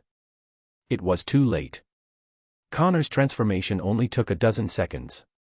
His height grew to 3 meters, and his broken arm grew back. After he raised his head and roared, Connors faced the dense bullets, raised one hand to protect his eyes, and rushed towards the people who were shooting. The sewer was immediately filled with gunshots and screams of people dying. Don't doubt Connors' lethality. Just a few people are not enough for him to kill. In just less than a minute, Connors killed the remaining men in black, leaving only the leader who had spoken before, who was caught in his hand in the air and held high in front of him. Connors asked without any emotion, "Tell me, what organization is yours? Why are you looking for me?" 089 Crazy Connors. Hearing this, the man was pinched by Connors' neck, and could only cough a few times with difficulty, and hurriedly said, "Let me go quickly, cough, I'm from Hydra. We are interested in your ability to transform, cough, and want to cooperate with you. Mass-produce transformed warriors, please believe us, we have the ability to give you what you want. Cough." Hearing this, Connors's huge eyes were confused for a while, and his little reason told him that he could consider this matter. Unfortunately, Connors's IQ after the transformation was really worrying, and even if he wanted to transform back, he couldn't think about the feasibility of this matter. This is also Connors's helplessness. The duration of the transformation is neither long nor short, and it is beyond his control. As the men caught in his claws continued to struggle and howl, Connors became more and more irritated. Finally, Connor's eyes kicked violently, and he grabbed the men with reckless and fierce hands, and he actually pinched the men to death. As the man's body fell to the ground, Connors raised his head and howled, and a crazy idea came to his mind, that is, to turn all the people in New York City into lizard people like him. In fact, this idea did not come out of nowhere. He had such a radical idea as early as when he was forced to hide in the sewer. First, his biggest wish was to develop a genetic drug that could regenerate broken limbs. Although it has achieved initial results, his experiment has fallen into a dilemma because of the problem of not being able to last and transform. If he wants to continue to improve it, he must continue to study and experiment. Second, he was expelled from the Osborne group and was forced to hide in the sewer, so the experimental research naturally could not continue. Then if he wants to obtain enough resources to continue the research, there is only one way, which is to make everyone become like him, so that he can continue with a legitimate reason. Of course, this idea is just a preliminary thought in his mind, and the only remaining reason tells him that this cannot be done. But after today's battle with Parker and Jiujiu in school, he escaped after being seriously injured by the two, and was then found here by Hydra. At this time, in his simple mind, he could not help but have the crazy idea of wanting to make this fact. Of course, this was the instinct of Connors after the transformation, which came from the animal's instinct after feeling the danger, driving him to make such a decision to deal with the crisis. The next moment, Connors took a backpack from under the table without hesitation, put it on his back, turned around and ran wildly in the sewer. His destination was clearly the research laboratory of the Osborne group. He wanted to get the canary diffuser stored in the Osborne laboratory, which could volatilize the genetic agent to all of New York. With this thing, he could turn all the people in New York into lizard people. Half an hour later, at a sewer manhole cover on a street away from the Osborne building.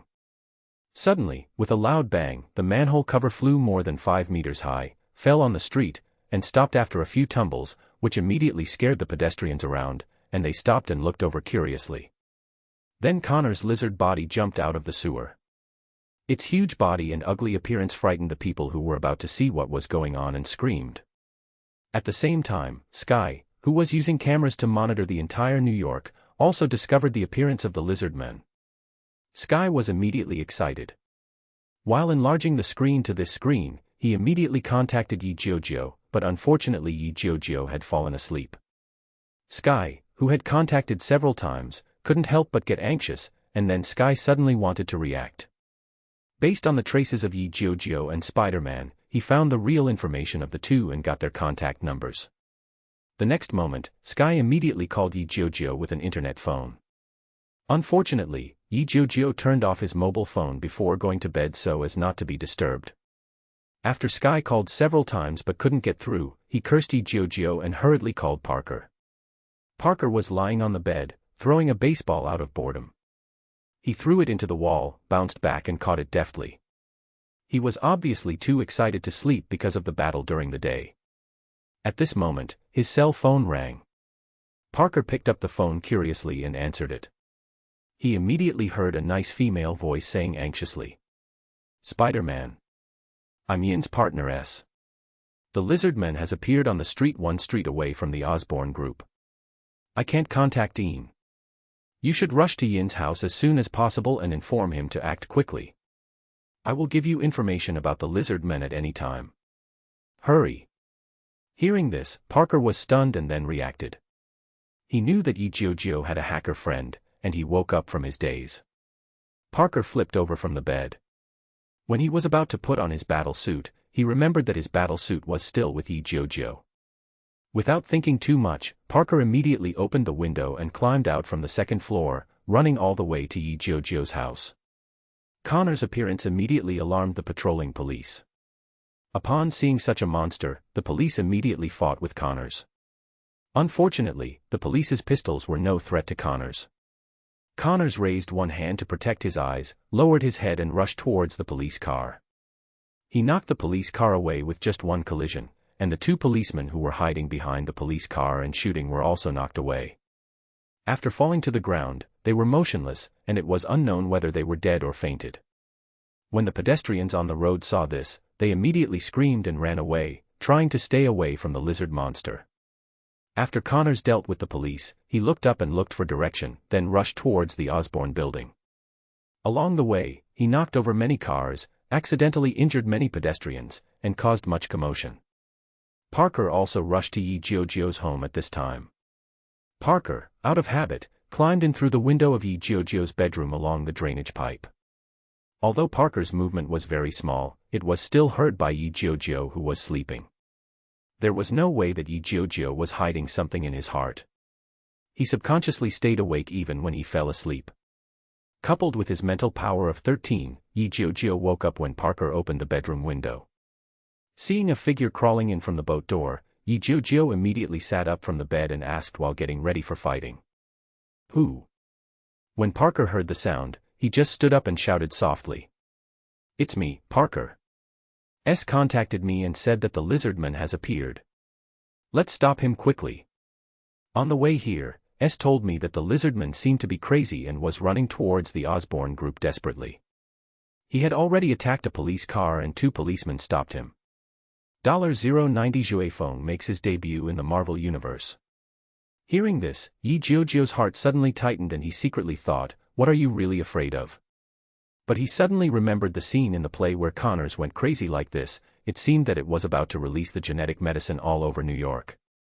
Jiujiu's heart suddenly tightened and he secretly said, "Oops." He didn't want to be turned into that damn ugly lizard by that bullshit potion. Thinking of the lizard's big mouth that almost split behind the ears, Jiujiu shuddered. While taking out Parker's suit and spinner from the space and handing them to Parker, he rolled over from the bed and put on the equipment himself. Of course, because this time he was doing it in public, Jiujiu didn't plan to use the weapons in the space. A spinneret would be enough. At the same time, in the New York City Police Department, Sergeant George Stacy was wearing a body armor and walking quickly outside the police station with a large number of police officers. He asked his subordinates, "Where is that damn monster now? Can anyone tell me what he is trying to do?" The assistant beside him quickly followed his footsteps and replied, "Sir, the monster's destination seems to be the Osborne Group building, and it's almost there. Our police officers are trying their best to intercept him, but, just..." Hearing this, George stopped and said with a dark face, "No doubt. It's just what? Say it quickly." The assistant was startled by George's tone and expression, and immediately replied, "It's just that our police officers are no match for him.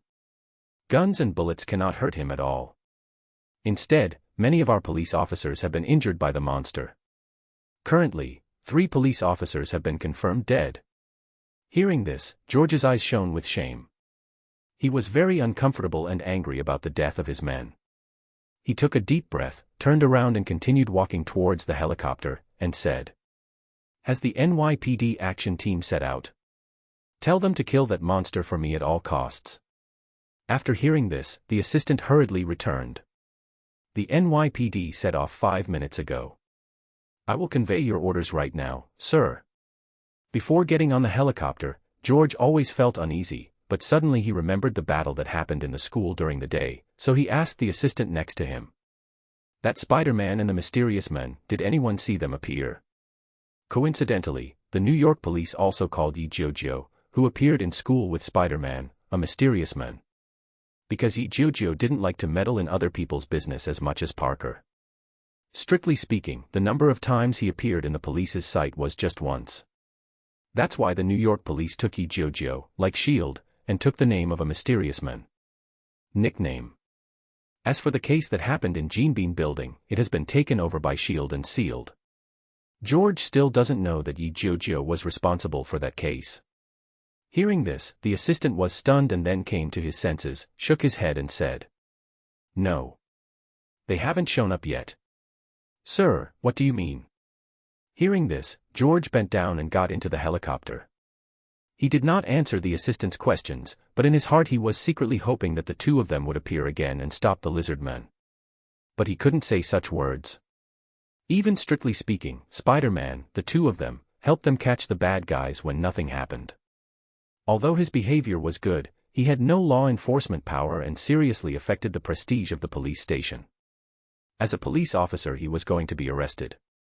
As for the other mysterious men, George admired it very much. At least he would not appear so unscrupulously in the public eye. Even if the mysterious men helped them this time, they could explain to the public that he was not. Jiujiu and Parker also changed their costumes during this time. Due to time constraints, Jiujiu also took out his mount to chase the wind for the first time in this world. Seeing such a cool motorcycle appearing in front of him, Parker was surprised and shouted, "Wow, wow, wow." If his driving skills weren't up to par, he would have really wanted Jiujiu to let him ride it. Ride. Jiujiu glanced at Parker speechlessly. Considering that he would not have enough time to pass by on the ground, he decided to let Parker pass through the air like in the original play, which could also block Connors. As for asking him to swing through the air with a spinneret like Parker, is it a joke? Jiujiu doesn't want to do it. It's not that Jiujiu didn't want to do this, who said he didn't have as many spider abilities as Parker. If someone falls from the sky, it is still unknown whether he will survive.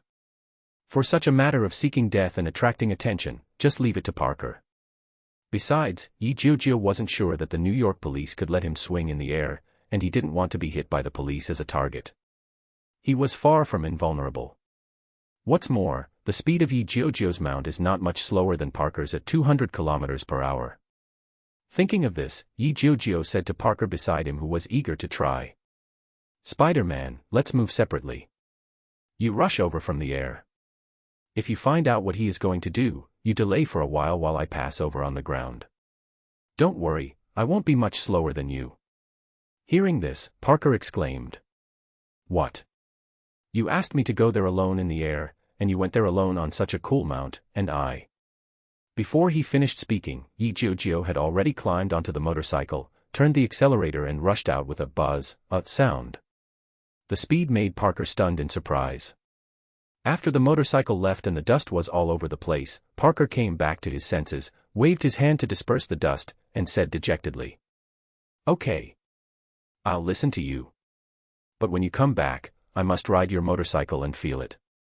After that, Parker ran forward a few steps, raised his hand and shot out a spider silk, and his body flew up, swinging all the way to the Osborne building, leaving only Parker's excited "wow" shout. The speed of Jiujiu's mount has completely soared at this time. The speed of 200 makes his motorcycle sweep through all the vehicles like a gust of wind and speed on the road. All the drivers of the vehicles driving along the road were just dazzled, and heard the harsh hum engine sound in their ears. Jiujiu passed through them, either going straight or drifting left and right. It's a pity that although Sky is a hacker, he can't completely control the traffic lights in New York City, otherwise Jiujiu's speed will be even faster. At this time, Jiujiu could only rely on the flexible and compact size of the motorcycle to quickly approach the Osborne building by taking shortcuts through the streets and alleys. Outside the Osborne building, there were more than a dozen police cars and an armored police car parked. At least 30 police officers and more than a dozen armed special police were fighting with the transformed Connors. 091 arrived one after another. Needless to say, the pistols of ordinary police officers pose no threat to Connors, but the heavy firepower of the special police can stop Connors for a moment. Although these bullets cannot hurt Connors, the pain will not be less. At least Connors, who is getting increasingly angry at this time, is an obvious proof. At this time, George rode a helicopter to the sky above the battlefield. He grabbed the armrest of the helicopter with one hand and leaned out of the helicopter. At this time, George could see clearly the appearance of the monster. To be honest, the appearance of the transformed Connors deeply shocked him, a captain who had experienced countless big scenes. What you see in the video and what you see with your own eyes are completely different. As I write this, I hope readers will remember our domain name TaiwanNovelNetwork. Despite the large number of people on the police side, there was nothing they could do against the lizard monster. Seeing the lizard monster rampage below, turning people upside down wherever it went, George couldn't help but feel deeply powerless. At this moment, looking at many of his men who were injured, unconscious or even dead, he really expected Spider-Man and the Mysterious Man to appear here to help them take down this monster. Because his mood at this time was different from that in the original play, Parker's actions did not offend the police department too much, and George did not make great efforts to catch him. Therefore, Parker swung on the swing without any hindrance, arriving in front of the Osborne building. Seeing the policeman below being knocked down by the lizard monster and starting to climb up the building under the fire of the helicopter, Parker knew that he should take action. Bashu 69 knew. Although he didn't know, what did this lizard monster want to do when he climbed up to the Osborne Tower? But he knew that his mutation was due to the spiders in the building. So, this lizard monster doesn't want to go anywhere, and even risks being surrounded by a large number of policemen to come here. It must have a purpose. And the purpose of this is nothing more than to enhance his strength or a bigger conspiracy. But no matter what it is, he has to take action to stop him. Although he can't take down the lizard monster by himself, he can only delay the time and prevent the lizard monster from succeeding. Then after Jiujiu comes, I believe that the combined efforts of the two of them will still have a chance to capture him. Thinking of this, Parker jumped out of the building next door, spider silk flicked out from his wrist, and jumped onto the wall above Connor's head. Condescendingly, Parker stuck his hands and feet to the glass of the building. He lowered his head and stretched out his left hand, shooting several small spider webs at Connors, who was climbing upward. At this time, Jiujiu was about to arrive at the Osborne building. Along the way, Sky's real-time broadcast of the battle situation was constantly coming from the headphones. Oh! Oh my God! That lizard monster is so powerful, so many policemen can't do anything to him. Oh, he charged. The policemen were hit by him, and several policemen fell to the ground. Oh my God, there's so much blood. Hurry up, Ian. The police can't hold it any longer. It's over, the police have been knocked down. There's only one helicopter left to stop him. Oh, Spider-Man has finally arrived. Ha! Spider-Man jumps on his head, Spider-Man attacks. Listening to Sky's nagging, Jiujiu felt a little headache and irritated, but he still resisted interrupting Sky's interest in continuing the broadcast. He also wanted to know if Parker could stop Connors before he arrived. But obviously, he overestimated Parker. Connors, who was climbing up, had one hand free to grab and block all the spider webs shot by Parker, and then he saw the red and blue tights that disgusted him so much. The so-called enemy was extremely jealous when they met. At this time, Connors raised his head and roared, yelling, "Ho! It's you little spider again. I didn't go looking for you, but you came here by yourself. Okay. Let me kill you first, and then go get Canary." After roaring, Connors used all his strength with his hands and feet to rush toward Parker above him at a faster speed than before. The glass of the building was scratched by his claws and fell down. Fortunately, the police had cleared the glass below, otherwise many of you would have been injured. Naturally, the battle between Parker and Connors was witnessed by the crowd gathered 100 meters away from the building. Many people were cheering for Parker, and many people raised their mobile phones to take pictures of the two fighting. News reporters were also broadcasting the live broadcast. George on the helicopter couldn't help but breathe a sigh of relief when Spider-Man appeared, and asked the machine gunners around him not to shoot randomly to avoid hurting Spider-Man. In just a few blinks, Connors was close to Parker, who was glued to the glass. The next moment, Connors jumped up from the wall, his body was 30 centimeters away from the wall, and he threw himself at Parker fiercely. This time, Parker was so frightened that he exclaimed, "Oh, God! This monster can actually leap through the air." The next moment, he couldn't shout anymore because Connors had already thrown him on him. Their bodies smashed through the glass and fell into the floor. This time, the crowd 100 meters away suddenly let out an exclamation of, "Oh, ah." Because they couldn't see the situation on the floor, everyone waited anxiously, praying for Spider-Man to win. Jiujiu also came to the outside of the crowd at this time. The roar of the motorcycle engine did not attract the attention of the crowd. Everyone looked up at the building. Jiujiu pressed his hand on Zhu's phone without hesitation and put the mount into the mount space. The next moment, he looked at the crowd blocking in front of him. He shook his head helplessly and thought, "I can't squeeze in, so I have to use some tricks." The next moment, Jiujiu raised his hand and shot a spider silk to the telephone pole, and took advantage of the situation to jump up and jump into the crowd. The sharp-eyed reporter happened to see Jiujiu's figure, and the next moment he pointed the camera at Jiujiu's figure. The reporter also excitedly explained to the microphone. "Dear audience, I am Lisa, a reporter from BBC TV. Our camera captured a figure. Oh my God. It's so surprising, another Spider-Man appeared here. We can see that he flew in from outside the crowd with the help of spider silk. Oh, God, he runs so fast. Look, he has rushed in from the door of Osborne building. It seems that with these two Spider-Men, the ugly lizard monster must not be their opponent. Let's look forward to the victory together." At this moment, countless people saw Jiujiu's figure.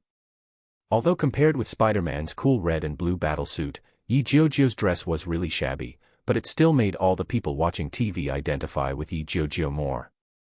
Nothing else, compared with Spider-Man, Jiujiu's simple dress makes it easier for everyone to accept him and feel more involved. 092 Connors escaped.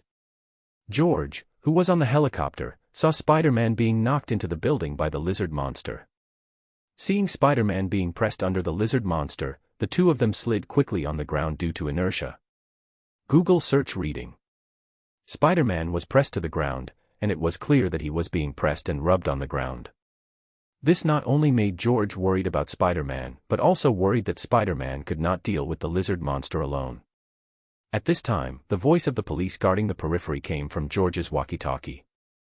"Sir." Another person rushed into the building. From his appearance, he seemed to be Spider-Man's companion. Hearing this, George's tense face relaxed immediately. In his mind, this person must be the mysterious man who fought against the lizard men in the school with Spider-Man.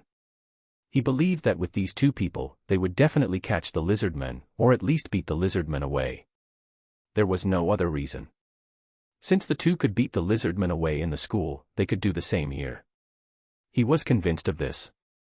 Jiujiu was very fast. With his current speed of 21 meters per second and a physical fitness of 5, running up the stairs was much faster than taking the elevator.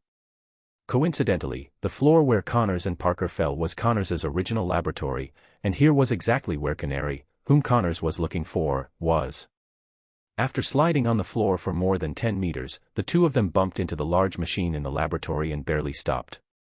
Although Parker was pressed to the ground by Connors, he was not without the ability to resist. At the moment of hitting the machine, Parker bent his legs and used the narrow gap between their bodies to push his legs against Connors' lower abdomen. Then, with the help of the power of the floor, he pushed his legs out with force. He actually kicked Connors' huge body out in one go. Obviously, although Connors had mutated, his skills were not so flexible. He was kicked up a few meters high and then hit the ceiling, breaking the ceiling above his head, and then fell heavily. Parker also took this opportunity to jump up. While Connors hadn't turned over and climbed up yet, Parker raised his hands and shot several spider webs at Connors. He knew that it was impossible to control Connors with spider webs, but it was also a good choice to delay time. Spider webs were shot out one after another, sticking Connors' limbs to the ground with a puff puff puff. Connors, who was lying on his back, roared angrily and tried to break free from the shackles of the spider web. Parker screamed, "Wow wow," while consuming the materials in the spinner without mercy. Spider webs were shot out one after another, increasing the difficulty for Connors to break free from the spider web. Unfortunately, Parker still underestimated the strength of Connors, who turned into a lizard. Although Connors' limbs could not move for a short time, don't forget that he still has a thick tail that is more flexible and more powerful than his limbs.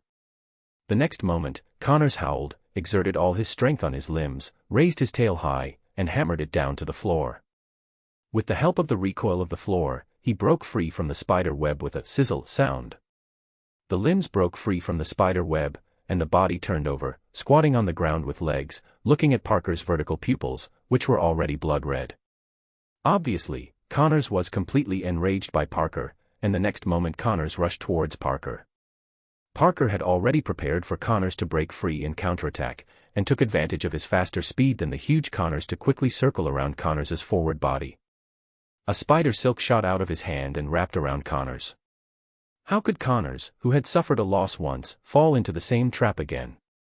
Before Parker could make more moves, Connors' tail twitched rapidly and his claws waved.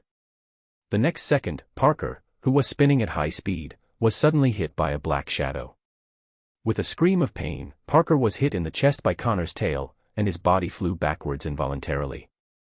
He hit many small machines along the way and smashed countless glass equipment. It didn't hit the wall heavily until it flew more than 10 meters and collapsed on the wall. Connors originally planned to rush up and kill Parker while he was unable to move. But at this time, Jiujiu finally rushed to the floor. Hearing the fighting in the laboratory, Jiujiu did not hesitate to slightly tilt his body while rushing forward, revealing his right shoulder, and protecting his head with one hand. A fierce shoulder collision broke the glass door, which was almost as strong as bulletproof glass. With a sound of bang, crash, the sound of the glass door shattering just sounded, and Jiujiu rushed in. Connors looked back and recognized Jiujiu's identity. Connors' eyes hesitated for a moment. The next moment, Connors let Parker go without hesitation, turned around and rushed to Canary. He pulled Canary off from various pipes and metal racks, rushed to the window of the building, and clamped Canary under his armpit. Seeing Connors rush to the window without caring about his arrival, he leaned out of the window and climbed to the top of the building. Jiujiu had a dark face and cursed shit, and hurried to see Parker, who was whipped away by a tail. It was not until then that Parker climbed up from the ground with difficulty, rubbing his chest with one hand, and said when he saw Jiujiu coming, "Why did you come just now?" "Oh, it hurts."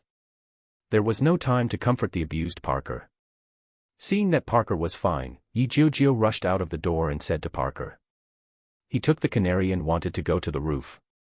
I think he wants to use the device on the roof to spread the gene drug to the whole New York City. You quickly climb out of the wall of the building and catch up with him. I'll go up the stairwell to help you. As soon as the voice fell, Jiujiu rushed out of the laboratory like a gust of wind. Seeing Jiujiu's arrival, the lizardman was as expected, and George in the helicopter could not help but increase his confidence in the two people defeating the lizardman. Parker was stunned at first when he heard this. He was about to complain that Jiujiu was not authentic and asked him to climb the wall to fight the lizard monster. Suddenly, he thought of the terrible consequences of gene spread, and Parker trembled. He didn't want to become an ugly monster like the lizard monster, and he didn't want any terrible consequences due to genetic mixing, so he endured the pain in his chest and rushed out of the building window. The crowd first saw the lizard monster crawling out of the window. When they were exclaiming that Spider-Man was defeated, they saw the red and blue Spider-Man also came out and chased after him, and suddenly burst into thunderous cheers. At this time, in S.H.I.E.L.D., Fury, Coulson, Sill, and Hawkeye were also watching 093 elbow to the crotch. Four people all looked equally serious, but no one spoke. They all obviously wanted to see the outcome of the battle before expressing their opinions. Pierce sat behind the director's desk, watching the live broadcast on his computer. When he saw the lizardman appear first, he couldn't help but say to Crossbones in admiration, "Oh! It seems that our Mr. Lizard is much more powerful than that Spider-Man. Haven't you found his lair? Why did the conflict occur? A few people died. The key is that you didn't reach a consensus with him." Taiwan Novel Network. After a pause, Pierce continued, "I don't care what method you use, I must get the secret of his mutation. Do you understand? My dear Mr. Crossbones?" Brock nodded in shame and annoyance, agreed and walked out of Pierce's office, and began to contact Hydra personnel on the way to capture the lizardman Connors. On the wall of the Osborne building, Connors was climbing up to the top floor quickly, followed by Parker, who was talking nonsense all the way. The two figures were clearly visible to the crowd 100 meters away under the illumination of the helicopter lights. Although Connors did not fly with sparks and lightning, he would shatter the glass under him every time he climbed, causing Parker, who was chasing him, to dodge the falling glass fragments while cursing Connors. Jiujiu was sprinting rapidly in the stairwell. He knew that Parker could not defeat Connors alone. He could not let Parker face Connors alone, otherwise Connors might successfully release the gene drug. Connors climbed up to the rooftop of the building, stood on the edge of the building, turned back to look at the crowd watching in the distance, looked up at the helicopter hovering more than 30 meters away from him, and then looked down at Spider-Man, who was about to climb up. He howled and rushed to the tower building on the rooftop. He had to install and start the gene medicine before Spider-Man and Jiujiu could stop him. Only then would he have a decisive battle with Spider-Man and Jiujiu. Seeing the lizardman disappear in front of him, Parker suddenly became anxious, and used his hands and feet to speed up his climb and rush to the rooftop. At the same time, Jiujiu also rushed out of the stairwell. The two looked at each other and looked up at the center of the rooftop at the same time. There, Connors was already climbing up the tower. Jiujiu and Parker dared not delay and rushed out at the same time. The two rushed to the bottom of the tower and looked up at Connors. They saw that he had already reached the platform of the tower and was taking out a medicine tube as thick as an arm from his bag and had started to install it. Jiujiu and the other person immediately climbed up the tower quickly, one on the left and one on the right, to stop Connors before he started. The two men moved quickly. Just when Connors installed the medicine tube and turned on the computer to enter the password, the two men had already climbed onto the platform on the left and right. Connors also saw the two men coming up, and knew that if he didn't kill them, he would not be able to enter the password to start the switch. His eyes suddenly turned red, and he roared. Roar! You two little reptiles are everywhere, stopping me again and again, I will kill you. Roar! In the roar, Connors actually rushed to Jiujiu first. Jiujiu was very depressed and thought. Don't you hate Spider-Man the most? Why did you come to me first? I want to hide behind and attack. He forgot that it was he who blew Connor's mouth in school. Of course, he had the greatest hatred. Fortunately, the size of this platform limits Connors's movements, and the huge size also limits Connors's flexible fighting on the platform. On the contrary, Jiujiu can fully exert his close combat ability. Connors rushed to Jiujiu and grabbed Jiujiu's head with his right claws. Jiujiu ducked and advanced instead of retreating. After avoiding Connors's grab, he rushed under Connors. He raised his right elbow and hit Connor's crotch with a bang. Connors let out a shrill roar, his eyes widened, his body bent uncontrollably, and his claws covered his crotch involuntarily. Obviously, even for Connors who turned into a lizard, his lower body was still a vital point for him. Although Jiujiu didn't blow up his lower body in one blow, the severe pain still stopped his attack. Connors stopped, but Jiujiu didn't stop. When Connors covered his lower body with both hands, his body slipped through Connor's crotch, stood up and leaned against him, and his right shoulder hit Connors's lower back hard. How could Connors, who was leaning forward, stand still? He was knocked off the platform by Jiujiu, and flew down from a height of 5 meters. Then he hit the roof heavily, and the floor made a loud noise. Jiujiu could not bear the recoil force and was knocked back. If it were not for the iron tower behind him blocking his retreat, he would have fallen down. Parker was about to attack the lizard men from behind, and saw that the lizard men had been knocked down by Jiujiu. When he was about to shoot Spider Silk to chase him, he heard Jiujiu shouting. I will deal with him, you take out the damn gene medicine first, so as to avoid accidents later. As soon as the voice fell, Jiujiu had already used the crossbeam of the iron tower to quickly go down to the rooftop. Connors also got up from the ground at this time. When he looked up, he saw Parker withdrawing the genetic medicine he had installed, and he was furious. He roared and was about to rush to the tower to climb up, but was stopped by Jiujiu, who raised his middle finger provocatively. Connors could not bear it any more, and knew that if he wanted to complete his plan, he had to kill these two hateful people. So, Connors roared again, and rushed towards Jiujiu with red eyes. Jiujiu was well prepared this time, ready for fighting, waiting for Connors to rush to him. Although Connors's body defense after transformation is amazing, those vulnerable parts still exist, such as the lower body, eyes, temples, heart, etc. After being hit hard, even if it is not immediately fatal, it will make him pause for a short time due to pain. Jiujiu wanted such a result, and he only figured it out after the previous close attack. In the past, he had indeed thought wrongly, and was completely misled by Connor's defense after the transformation. He thought that he could not seriously injure Connors without breaking the defense, which was completely wrong. You should know that in Chinese martial arts, there are many pioneers who avoid the heavy and find the breakthrough point to defeat the opponent. Sure enough, although Connors rushed very fiercely and seemed to have great power, Jiujiu, with the innate skills of an intermediate combat master, was able to easily dodge Connors's impact and then hit Connor's vulnerable parts. 094 Connors wants to escape. So under Parker's shocked gaze, he saw Jiujiu clinging to Connor's tall figure like a tarsal maggot. He flexibly circled around Connor's body, and kept hitting Connor's lower body, soft flesh on both sides of his waist and ribs, armpits, knees and other vulnerable parts with fists, elbows, toes, and knees to give him heavy blows again and again. Hit. Every heavy blow would make Connors howl in pain. Although it seemed that Connors was not injured, he was completely at a disadvantage and unable to fight back. The person who felt it the most was Connors. Even though he was in a state of transformation and his defense was abnormal, the pain in his body was still unbearable, especially in those places.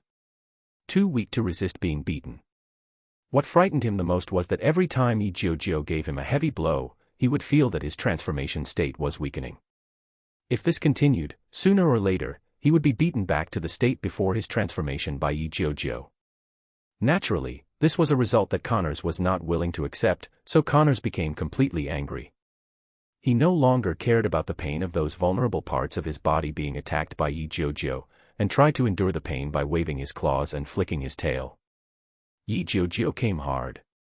Connors believed that no matter how flexible and powerful Jiujiu was, his ability to withstand blows would not be too strong. As long as he could catch Jiujiu once, Jiujiu would lose his mobility and be killed by him. In fact, this is indeed the case. Although Jiujiu's current physical fitness is already 5, his real ability to resist fighting is not as strong as imagined. Not to mention being hit by bullets, even swords and weapons could break open his skin and muscles, causing Jiujiu serious injuries. Not to mention being hit hard by a heavy object, it would definitely cause serious internal injuries. Seeing Connors attacking him regardless, Jiujiu became more and more cautious, fearing that he might be attacked by Connors accidentally. If this is the case, it will inevitably make Jiujiu restrain his hands and feet. This will not work. Jiujiu shouted loudly while dodging Connors' attack. "Spider-Man, come down and help, this guy is crazy." Hearing this, Parker, who was still in a daze, came to his senses. He hurriedly attached the tube of genetic medicine in his hand that he didn't know how to handle with a spider web to the beam of the iron tower, and then jumped off the platform. With Parker joining the team, Connors won't be able to be as vicious as before. Parker is always at a distance, using spider silk to contain his attacks. Whenever he wants to swing his claws to attack Jiujiu, Parker will always shoot the spider silk onto his claws, and then pull the spider silk hard, limit his movements. Although the spider silk would be torn off by his other hand, the attack was completely ineffective, and Jiujiu took the opportunity to punch him hard on the lower body. Under the chain reaction, Connors was completely passive in being beaten, and could only let out a roaring, wailing sound in vain. Such screams, coming from such a huge body, are indeed unbearable. Parker became a little unbearable, and even the action of shooting out the spider silk was slowed down. This made Jiujiu very angry. He dodged Connors' swipe at his head and grabbed him. Jiujiu shouted in anger. "Parker, please focus on me. You haven't won yet. Do you want me to die under his claws and turn everyone in New York into monsters?" Hearing this, Parker was suddenly startled and couldn't help but shudder. Thinking of the terrible consequences, he no longer had any sympathy in his heart and hurriedly shouted. "Oh, no. I was wrong, Ian. I will be serious." Parker concentrated. The unlucky one was Connors. No matter how powerful he was tightly restrained and could only passively withstand Jiujiu's attacks again and again. At this time, Connors already felt that his transformation was becoming more and more unstable. He was about to completely break away from the transformation state. Connors was scared. Connors was scared and wanted nothing more to kill Jiujiu and Spider-Man. Not to mention, he turned all the people in New York into lizard men. He wanted to escape from here and return to his own sewer. Unfortunately, just as he turned around to escape, Jiujiu was keenly aware of his intention. When Connors turned around and ran not far from the edge of the rooftop, he raised his hand and shot out 2 spider silks to wrap around him. Legs. The next moment, Jiujiu shouted. "Spider-Man, he wants to run, wrap the web around his legs and tie him up." Upon hearing this, Parker reacted quickly and shot out 2 threads of spider silk, wrapping them around Connors' legs. Of course, the power of the spider silk cannot stop Connors, but it can temporarily restrict his movements. It is impossible for Connors to escape smoothly. The next moment, Jiujiu and Parker cooperated tacitly, and kept shooting out spider silk to restrict Connor's movement. At the same time, he also shot small spider webs, bending Connor's legs and stretching his claws to break the spider silk. Also adhered to his legs.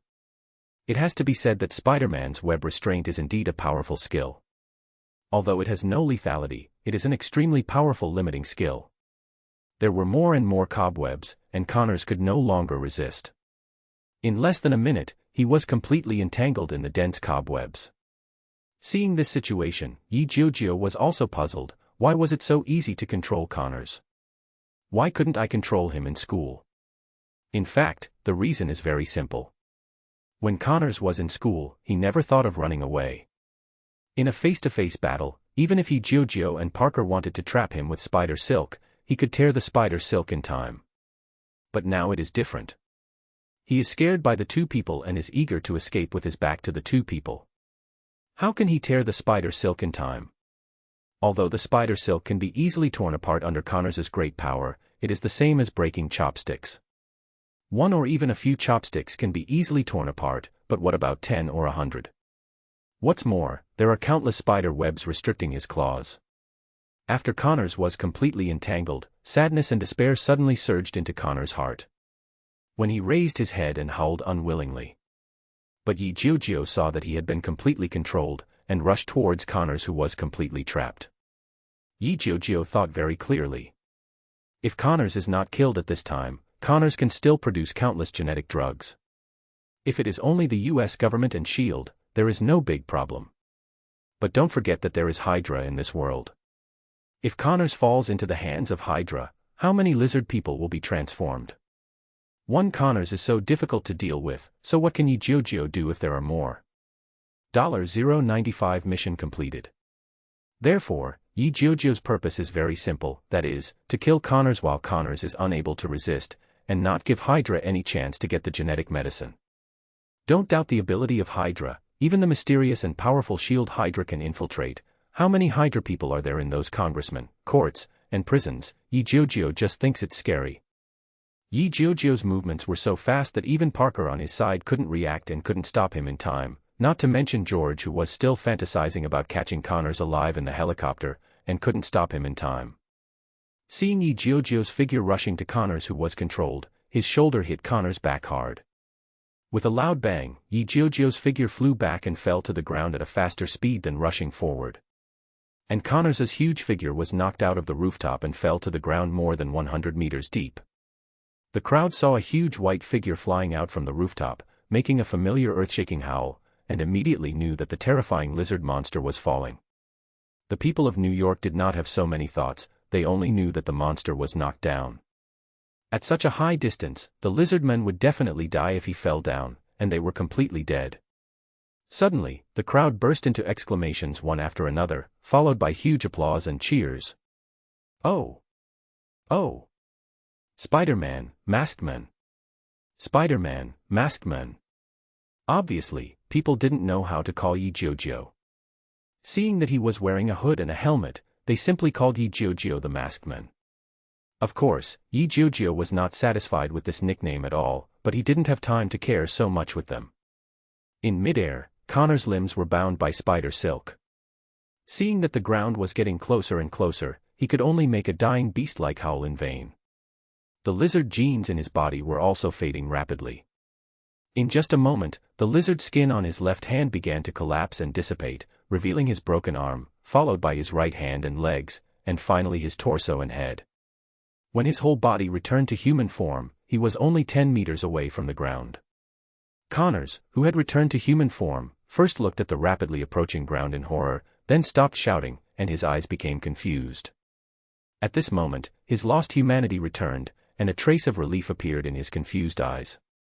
With the sound of bang, snap, Connor's body fell heavily to the ground, and blood splattered everywhere, dyeing the snow-white spider silk on his body into bright red. His body seemed to have no bones, and he crawled on the ground like a pool of rotten meat, completely losing his breath of life. At the same time, the system prompt sounded in Jiujiu's mind. Congratulations to the host, you have completed the world mission. Kill Dr. Lizard and stop Dr. Lizard Connors from releasing the virus potion. The mission is completed and rewarded with 5,000 experience points and 1 mechanical dog modification weapon blueprint. Tip: the host's level is upgraded.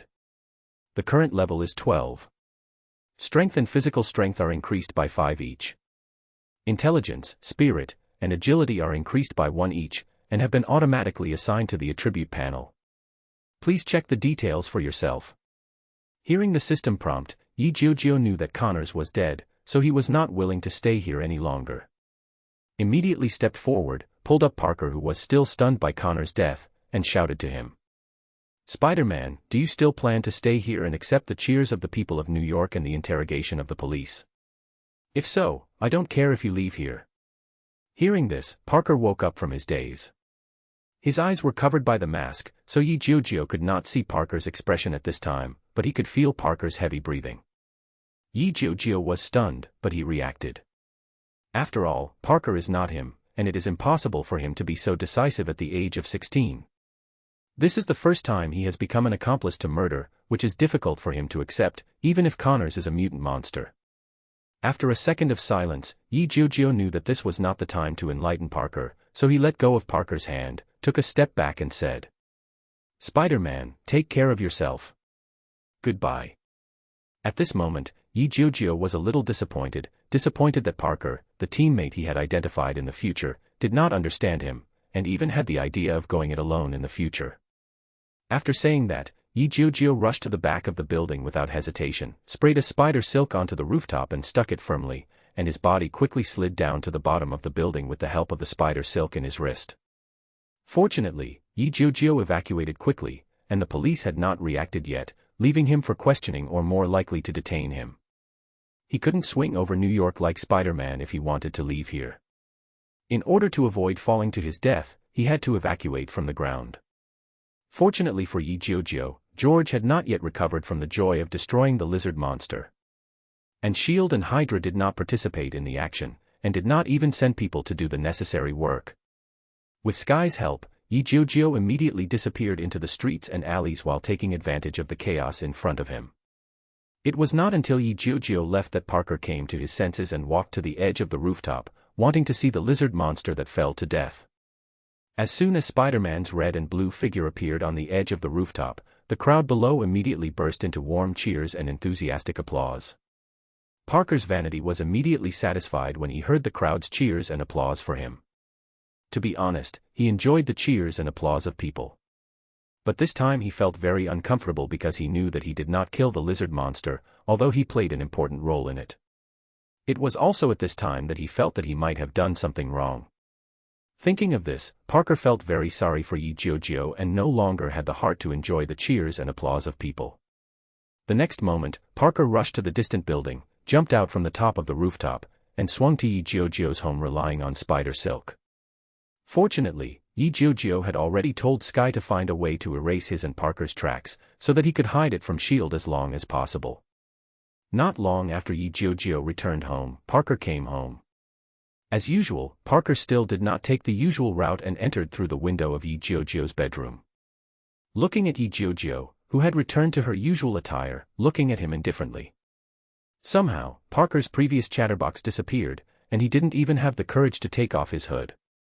He stood there dejectedly, not knowing where to put his hands and feet, and said incoherently, "I'm sorry, Yi. I didn't mean that.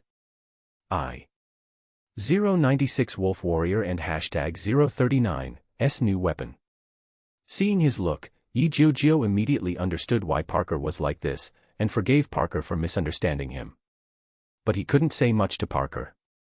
It is impossible to tell Parker that he knows that the Hydra organization still exists in this world. And if Connors does not die, once Hydra obtains the gene potion formula, let alone the two of them. Remember the domain name of this website, Taiwan Novel Network. Even if all the future Avengers are put together, it is uncertain whether they can destroy Hydra. It's scary to think about it. Hundreds of lizard monsters suddenly appeared. Each one is more powerful than those alien dogs that invaded Marvel, and the picture is so beautiful and terrifying. There are also enemies that New York will face in the future, including gods, aliens, intelligent life robots, the universe overlord Thanos, and his 5 black generals, etc. There are many, many powerful people, and Jiujiu cannot tell Parker about them now. After all, no matter how powerful Parker is, he is just a high school student. He is afraid that the current Spider-Man cannot bear such pressure and will not keep secrets like him. If S.H.I.E.L.D. knew that he knew so much, how would he explain it? Will they be regarded as aliens who traveled through time and space and be imprisoned? Isn't there a saying, why would you know something that didn't happen? Are you the mastermind behind it? No matter what it is, Jiujiu is unwilling to expose it no matter what until he cannot crush these forces. Sighing, Jiujiu reached out and took Parker's arm, sat on the bed, and said to Parker. Parker. I know you don't approve of me killing those people. The same was true for Kingpin back then, and the same is true for the lizard monster now. I don't want to explain anything, the only thing I can tell you is. I'm not a murderous person, and I don't want to kill people casually if possible. Even evil people. Forgot what I told you. With great power comes great responsibility. Hearing this, Parker raised his head, looked at Jiujiu seriously and said. No, you don't have to explain anything to me. I know it all. When I saw those people cheering for us, I knew I was wrong. You were right, Yi. If we leave him behind, I can't imagine what terrible disasters he will bring to people. Don't worry, I still accept it for the time being. Killing, oh, no, killing monsters. But I will learn to adapt. Trust me, Yi. Hearing this, Jiujiu was stunned, but he didn't expect Parker to figure it out so quickly, but he didn't force Parker to learn to kill so quickly. Jiujiu looked at Parker for a while before speaking out his thoughts. Parker, I don't blame you, nor do I ask you to adapt to me so quickly. Stop talking and listen to me. Interrupting Parker, who wanted to continue explaining, Jiujiu continued. I plan to leave school tomorrow. I have already thought of the reasons. That is, due to the double impact of my parents' car accident and the lizard monster attacking the campus, I have a psychological problem and I need to find someone to take care of my psychology. But you don't have to be like me. You are different, you still have Aunt May and Gwen whom you like. Besides, your academic performance is very good, it would be a shame to leave school. I need you to stay in school and study hard. After a pause, Parker pulled off his hood in a hurry, and when he was about to explain something, Jiujiu continued. Parker, we need to be stable for a while.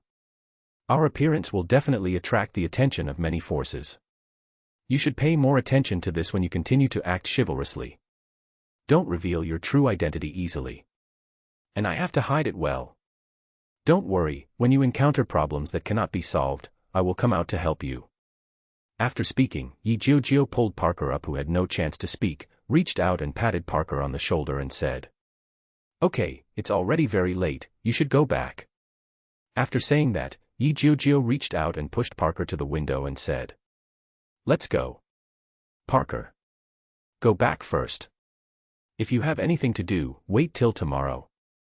When Parker was pushed back to the window by Jiujiu, he knew that Jiujiu really didn't want to stay here anymore.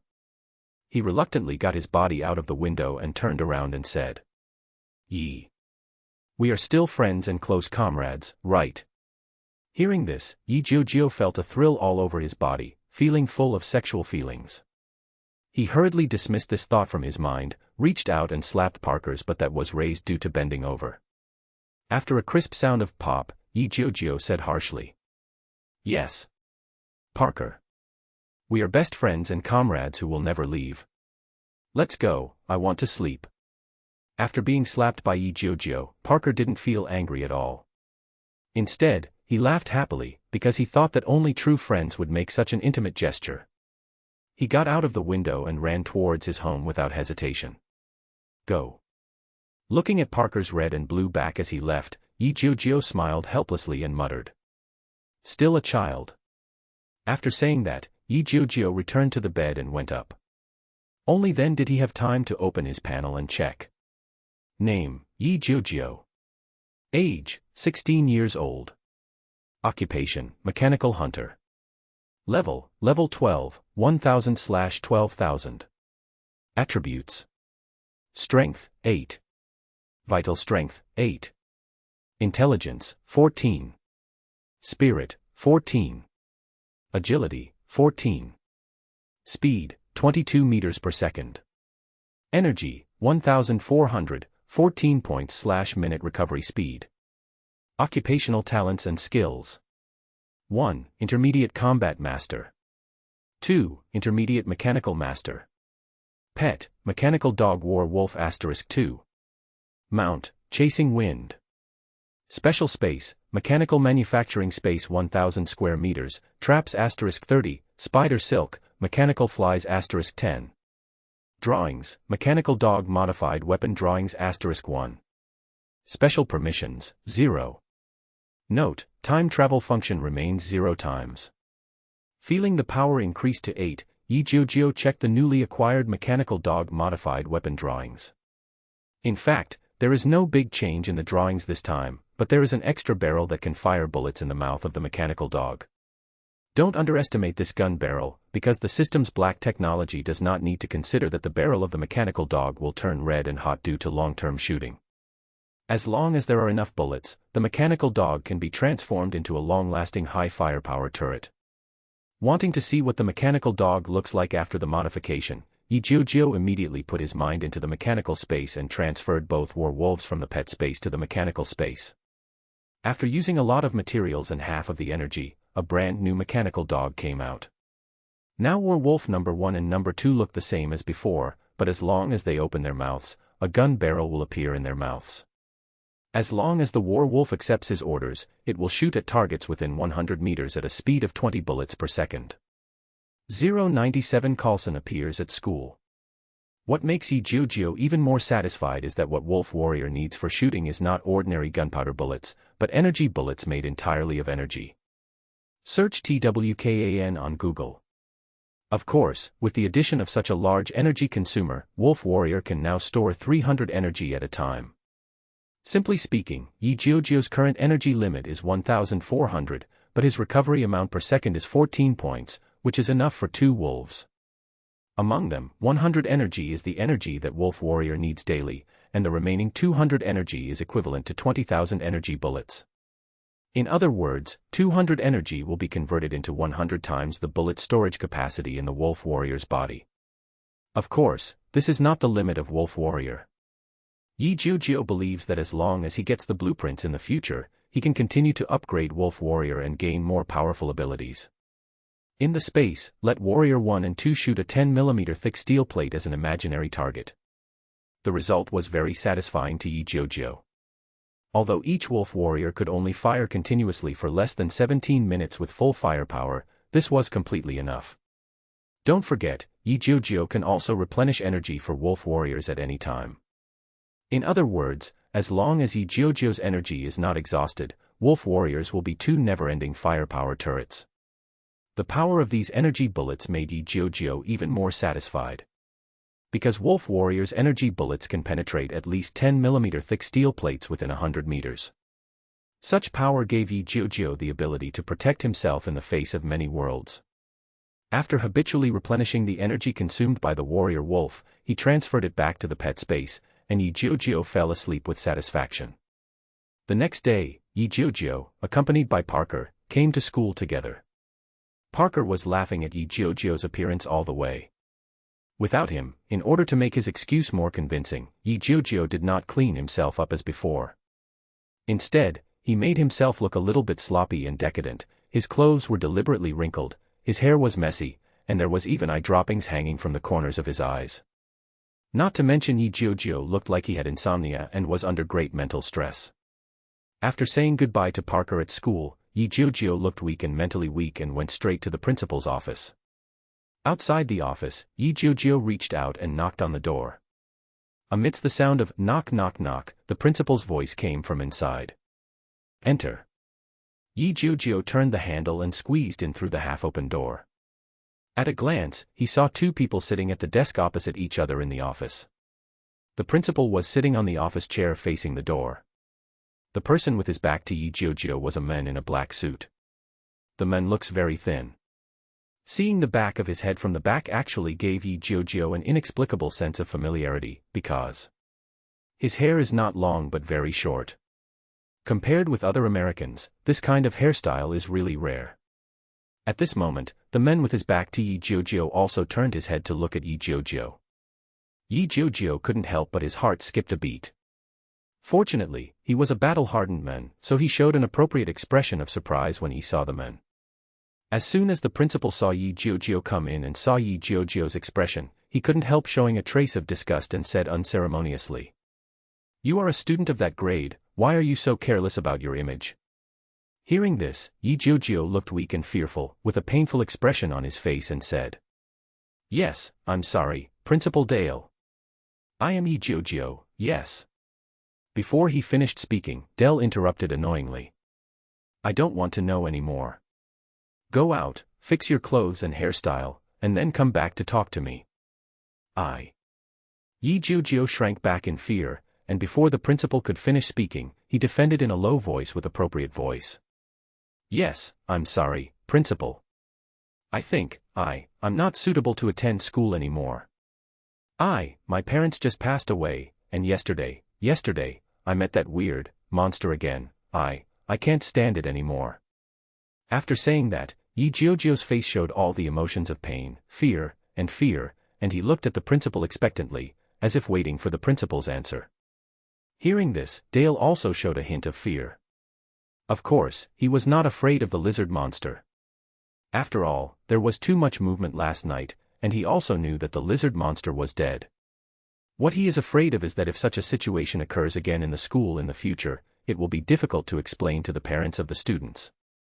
Seeing Jiujiu's expression and his identity as a Chinese, Dell didn't even bother to persuade him. He just hesitated for a few seconds, then looked sympathetic and comforted softly. Then, "Okay. I understand you, kid. After all, no one can bear to experience so many events in a short period of time." After a pause, Dale continued. Right. I approve that you take a temporary leave of absence from school and go home to recuperate. The school and I are waiting for you to recover and return. Okay, I have something else to do, you can go back, I will tell your teacher the news. You go back first. Hearing this, Jiujiu did not show an expression of joy, but appropriately showed an expression of loneliness and reluctance. After bowing to Dell, he timidly walked to the office door, opened the door carefully, and walked out. Entered the principal's office and closed the door. The man was observing Jiujiu carefully the whole time without saying a word. Only after Jiujiu left the office did he show a trace of doubt in his eyes. After leaving the office, Jiujiu still did not change his pace. He walked out of the school without hesitation, just like a frightened child. Only after walking into an alley and carefully feeling that no one was following him did Jiujiu stand up and curse. Damn. It's so unlucky. I actually met Coulson at Dell's place. Fortunately, my acting skills are good, otherwise I would have been exposed. After saying that, Jiujiu walked and thought. At present, Fury has focused his attention on the school, so he should pay more attention to hiding. I believe that with the shrewdness of Fury and Coulson, they will soon lock on to several suspicious targets, and he will inevitably be included in the suspects. So, should I remind Parker to pay attention? Thinking of this, Jiujiu couldn't help but sigh helplessly. Not to mention Parker, even he himself, it is not so easy to escape the investigation of S.H.I.E.L.D. Then, the only way is to keep a low profile. Don't expose your strength under the attention of S.H.I.E.L.D. again. As for Parker, as long as Parker doesn't come to find me when he transforms into Spider-Man, I believe there will be no big problem. Thinking of this solution that is not a solution, Jiujiu walked towards home, while setting a goal for himself with a dark face. Must upgrade as soon as possible and improve his strength. 098 staying at home for now. Yes, strength is the foundation of whether he can make a living in this world. Only when he has a power strong enough to make S.H.I.E.L.D. afraid, can he do whatever he wants without being constrained by them. Of course, Jiujiu also knows that what follows is that he will be monitored by S.H.I.E.L.D. people. Jiujiu was mentally prepared for this when he fought Connors in school. At most, except for buying necessary living supplies, I will stay at home and not go out. This is also the only way Jiujiu can do. In order to avoid being caught by S.H.I.E.L.D. under the premise that his strength is enough to protect himself, he has to do this. After school in the afternoon, Parker really came to Jiujiu's house. Naturally, Jiujiu also saw that there were strangers monitoring him outside his house. With a depressed mood, Jiujiu brought Parker into the room. After the two sat on the sofa in the living room, Jiujiu said to Parker. Parker, we have been suspected. From now on, you can no longer come to my place wearing Spider-Man's battle suit. Do you understand? Hearing this, Parker's head was full of confusion, and he asked in confusion. What do you mean? I don't quite understand.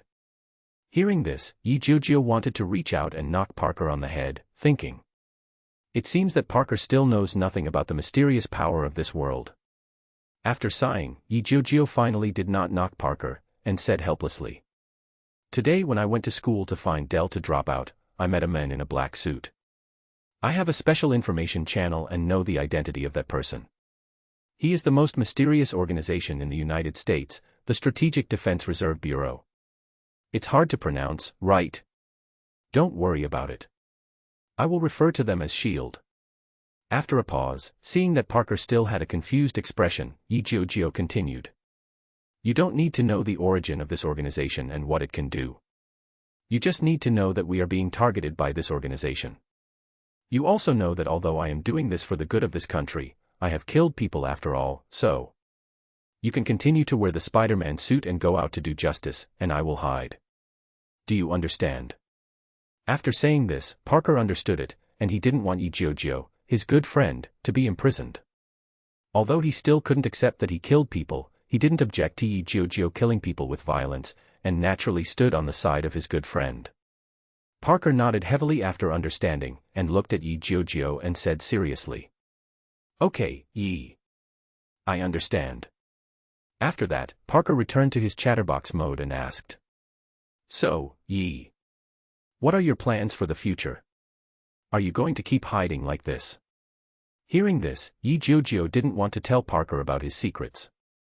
He pretended to be easygoing and shrunk into the sofa and said lazily. No plans. I'm not a superhero. I won't punish some evil hooligans like you. I'm not so great and leisurely. I just want the place where I stay to be safer. Hearing this, Parker didn't understand what Jiujiu meant. In his opinion, punishing those evil hooligans is a very interesting thing. Why doesn't Jiujiu want to do it? Seeing that Parker was confused again, Jiujiu didn't want to explain anything to him. As long as Parker didn't come to him in a Spider-Man suit, it would be fine. Although S.H.I.E.L.D. would still suspect him if he did so, S.H.I.E.L.D. would not do anything to him for the time being without evidence. What he needed now was time. As long as he had a few months of buffer time, he believed that his strength would become the ceiling of this world. When he had a huge army of mechanical pets, Jiujiu would no longer be afraid of S.H.I.E.L.D. And the only result at that time was that Fury would have to live in peace with him due to his strength, and even asked him to help them at the critical moment. After a while, Parker recovered, and one of them was a listener, listening to the other chattering about what happened in school.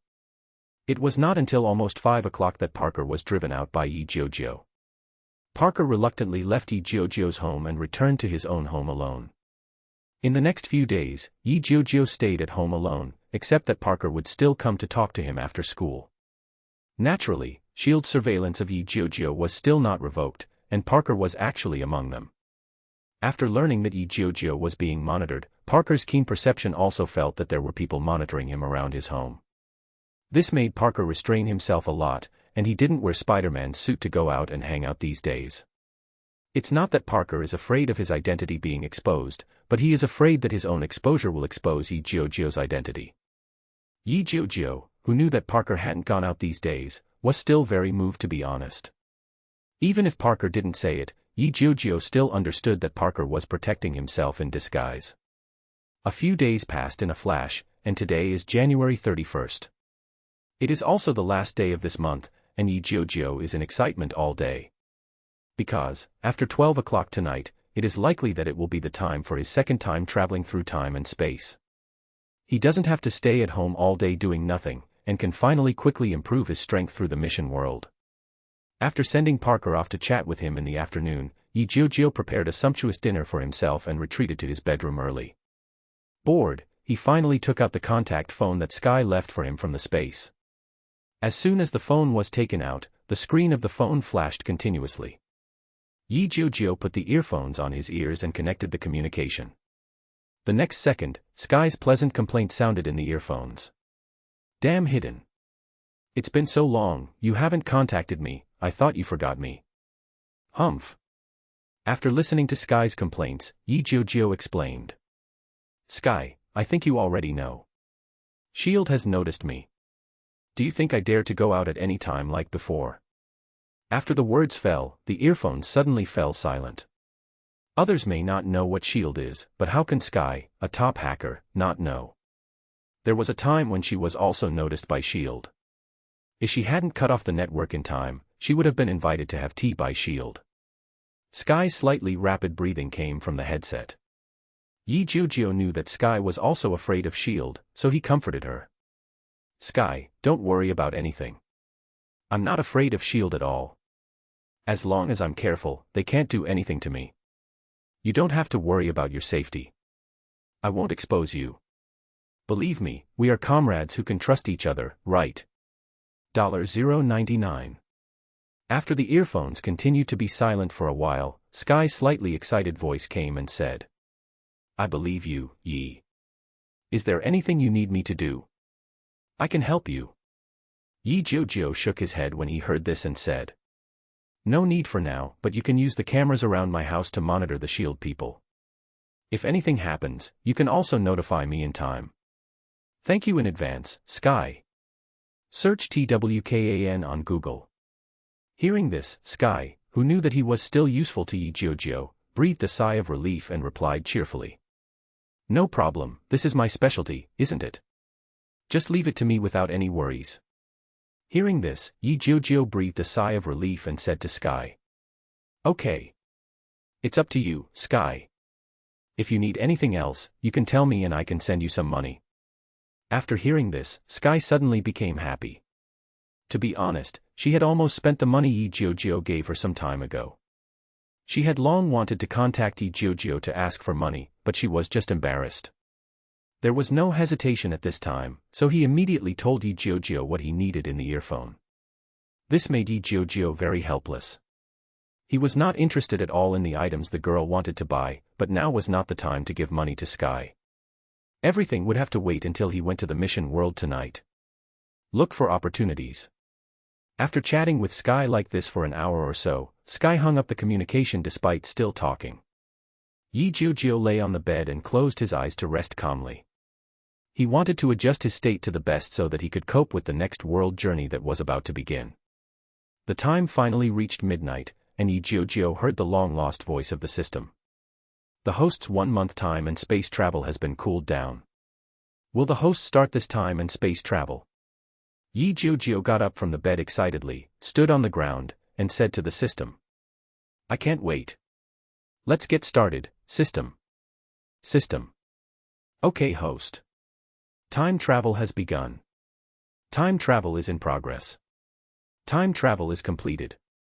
This world is a biohazard, and the host can stay in this world for 1 year. As the sound fell, Jiujiu's eyes flashed with flowers, which appeared in a forest. Looking up and looking around, Jiujiu saw an independent villa in the woods, and this villa was still very familiar. What was it if it wasn't the villa on the Hive at the beginning of the Resident Evil crisis? Arriving directly here, Jiujiu naturally knew what the purpose of his visit was.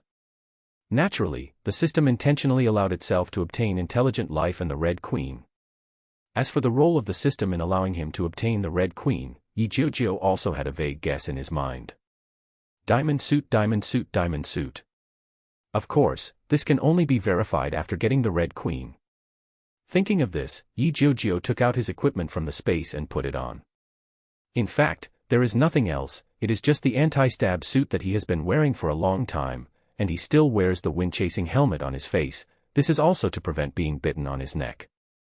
He also wore gloves made of battle suit material on his hands, and the mechanical crossbow was slung behind him, containing a steel ball magazine, in order to cope with the loss of 500 in the Hive. This was not safe, so Jiujiu also summoned the 2 wolves from the pet space, guarding them one after another in front of him. With all the equipment in place, Jiujiu walked toward the villa. What he didn't know was that his appearance had been monitored by the protective umbrella.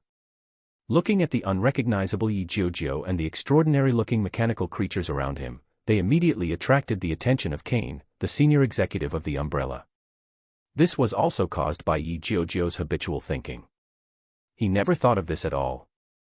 Although the Hive has been controlled by the Red Queen, it is still the property of the Umbrella after all. The Umbrella can still monitor the situation near the Hive through the surrounding cameras. Although the protective Umbrella cannot control the Red Queen, it can still see the situation inside through the camera in the Hive. Even the Red Queen cannot stop this. This is why Alice and Matt were captured by Umbrella-armed men after they escaped from the Hive. Just after entering the villa, the system prompt sounded in Jiujiu's mind. The host triggers Hidden Mission 1, enters the Hive, and rescues the James Special Service Team. For each additional person rescued, experience *500. Hearing the system prompt, Jiujiu knew that Alice and the Special Service Team had entered the Hive. Without hesitation, in order to gain as much experience as possible, Jiujiu had to catch up with them before they entered the laser channel. In another surveillance room of the Umbrella Company, watching Jiujiu enter from the hidden passage without any hesitation, Kane showed an intriguing smile on his lips, and at the same time said to a female employee operating the computer, "Keep an eye on this new person for me. I want to know what abilities he has." Although the beautiful female staff member was confused, she still agreed with a yes, and faithfully carried out Kane's orders, controlling the surrounding cameras to monitor Jiujiu's every move. Coming out of the elevator, looking at the familiar yet unfamiliar tram tracks and spacious platforms in front of him, Jiujiu helplessly called Wolf Warrior 1 to come to him, sat on it without hesitation, and gave the order to move forward at full speed. There was no other way. Alice and the others had already driven the train into the Hive. It was impossible for Jiujiu to take the train into the depths of the Hive. He could only ride a war wolf to enter quickly. The next moment, the two war wolves moved together. Number 2 led the way for Number 1 and Jiujiu, and quickly rushed into the depths of the Hive along the train track. This scene interested Kanaton. It seemed that he had not expected these two mechanical creatures to be so flexible and intelligent. This also made Kane want to capture Jiujiu alive and get the design drawings and manufacturing methods of making this creature from Jiujiu. Of course, Kane would kill Jiujiu if he had to. As long as there were two real war wolves, he believed that with the technological strength of the Umbrella, this mechanical creature would be thoroughly studied sooner or later. The speed of the war wolf was very fast, even not inferior to the speed of Lu Meng's Mount Juefeng. Of course, the result of the fast speed was that Jiujiu was almost vomited by the war wolf. When he reached the depths of the Hive, his butt was numb. Seeing only the empty train and not Alice and the others, Jiujiu knew that they had entered the Hive. Without hesitation, Jiujiu walked to the platform and found the backpack containing the T-virus and antidote left by Spence on the platform. He reached out and pressed on the backpack. The next moment, Red Queen and Kane saw this scene through the camera. Red Queen is an intelligent life, and she was briefly down when the backpack suddenly disappeared. Kane laughed happily, and he was more and more interested in Jiujiu. $100 billion restaurant conflict. He also had a guess that such an ability was a spatial ability that could store things. Google search reading. Jiujiu didn't know his secret, but he had just entered the Hive and it was almost exposed. Standing up, Jiujiu showed a proud smile as the system's upgrade sound sounded again. Congratulations to the host for completing Hidden Mission 2 and obtaining the T-virus original solution and detoxification potion. The reward experience *500. After greeting the two wolves, Jiujiu picked up the mechanical crossbow, quickly walked out of the platform, and rushed into the Hive. Inside the Hive, Alice and the others were almost arriving at Restaurant B. Jiujiu was very fast. He had the scent of wolf warriors chasing everyone. Jiujiu, who did not take any detours, also moved quickly towards Restaurant B. Arriving at Restaurant B, James was giving orders. Ren, Matt, and JD stayed in Restaurant B while the others entered the Red Queen computer room with him. Alice keenly heard the footsteps coming from the passage, and immediately looked in the direction of the passage warily. James also noticed Alice's changes. While waving his hands to alert the team members, he asked Alice, "What's wrong, Alice? Did you notice anything unusual?" Alice stared closely in the direction of the passage and said with a solemn and hopeful expression, "I heard movement in the passage, something seemed to be coming." After saying that, Alice suddenly reacted and asked in surprise, "Didn't you all hear that?" It has to be said that Alice is worthy of being the protagonist of this world. Even though her body has not been transformed by the T-virus, her abilities are much better than those of everyone in James's special service team. As soon as he finished speaking, the sound in the passage was also heard by James and others. This was mainly due to the fact that Jiujiu's fast-running footsteps were too loud and he didn't deliberately restrain himself. But Wolf Warrior is different. Because of the system's perfect design and black technology, Wolf Warrior doesn't make much noise during its actions. The next moment, Wolf Warrior number 1 rushed out of the passage, followed naturally by Jiujiu and Wolf Warrior number 2. As soon as he rushed out of the passage, Jiujiu saw Liuji aiming at him, and heard James' warning. "Stop, put your hands up." The next moment, Jiujiu did not dare to hesitate and hurriedly released the mechanical crossbow, raised his hands and said, "Hey, don't get excited. Guys. I don't mean any harm." Seeing this, James still did not let the team members relax their vigilance. He continued to aim at Jiujiu and asked loudly, "Don't move, tell me who you are, sir." Hearing this, Jiujiu knew that if he didn't deal with them, there would be no peaceful solution. Using his mind, he gave the order to the two wolves to find an opportunity to attack, and told the two wolves not to hurt their lives, but only to disarm.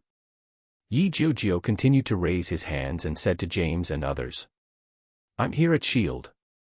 I'm Agent Yi. Regarding what happened in the Hive, we have already received solid information.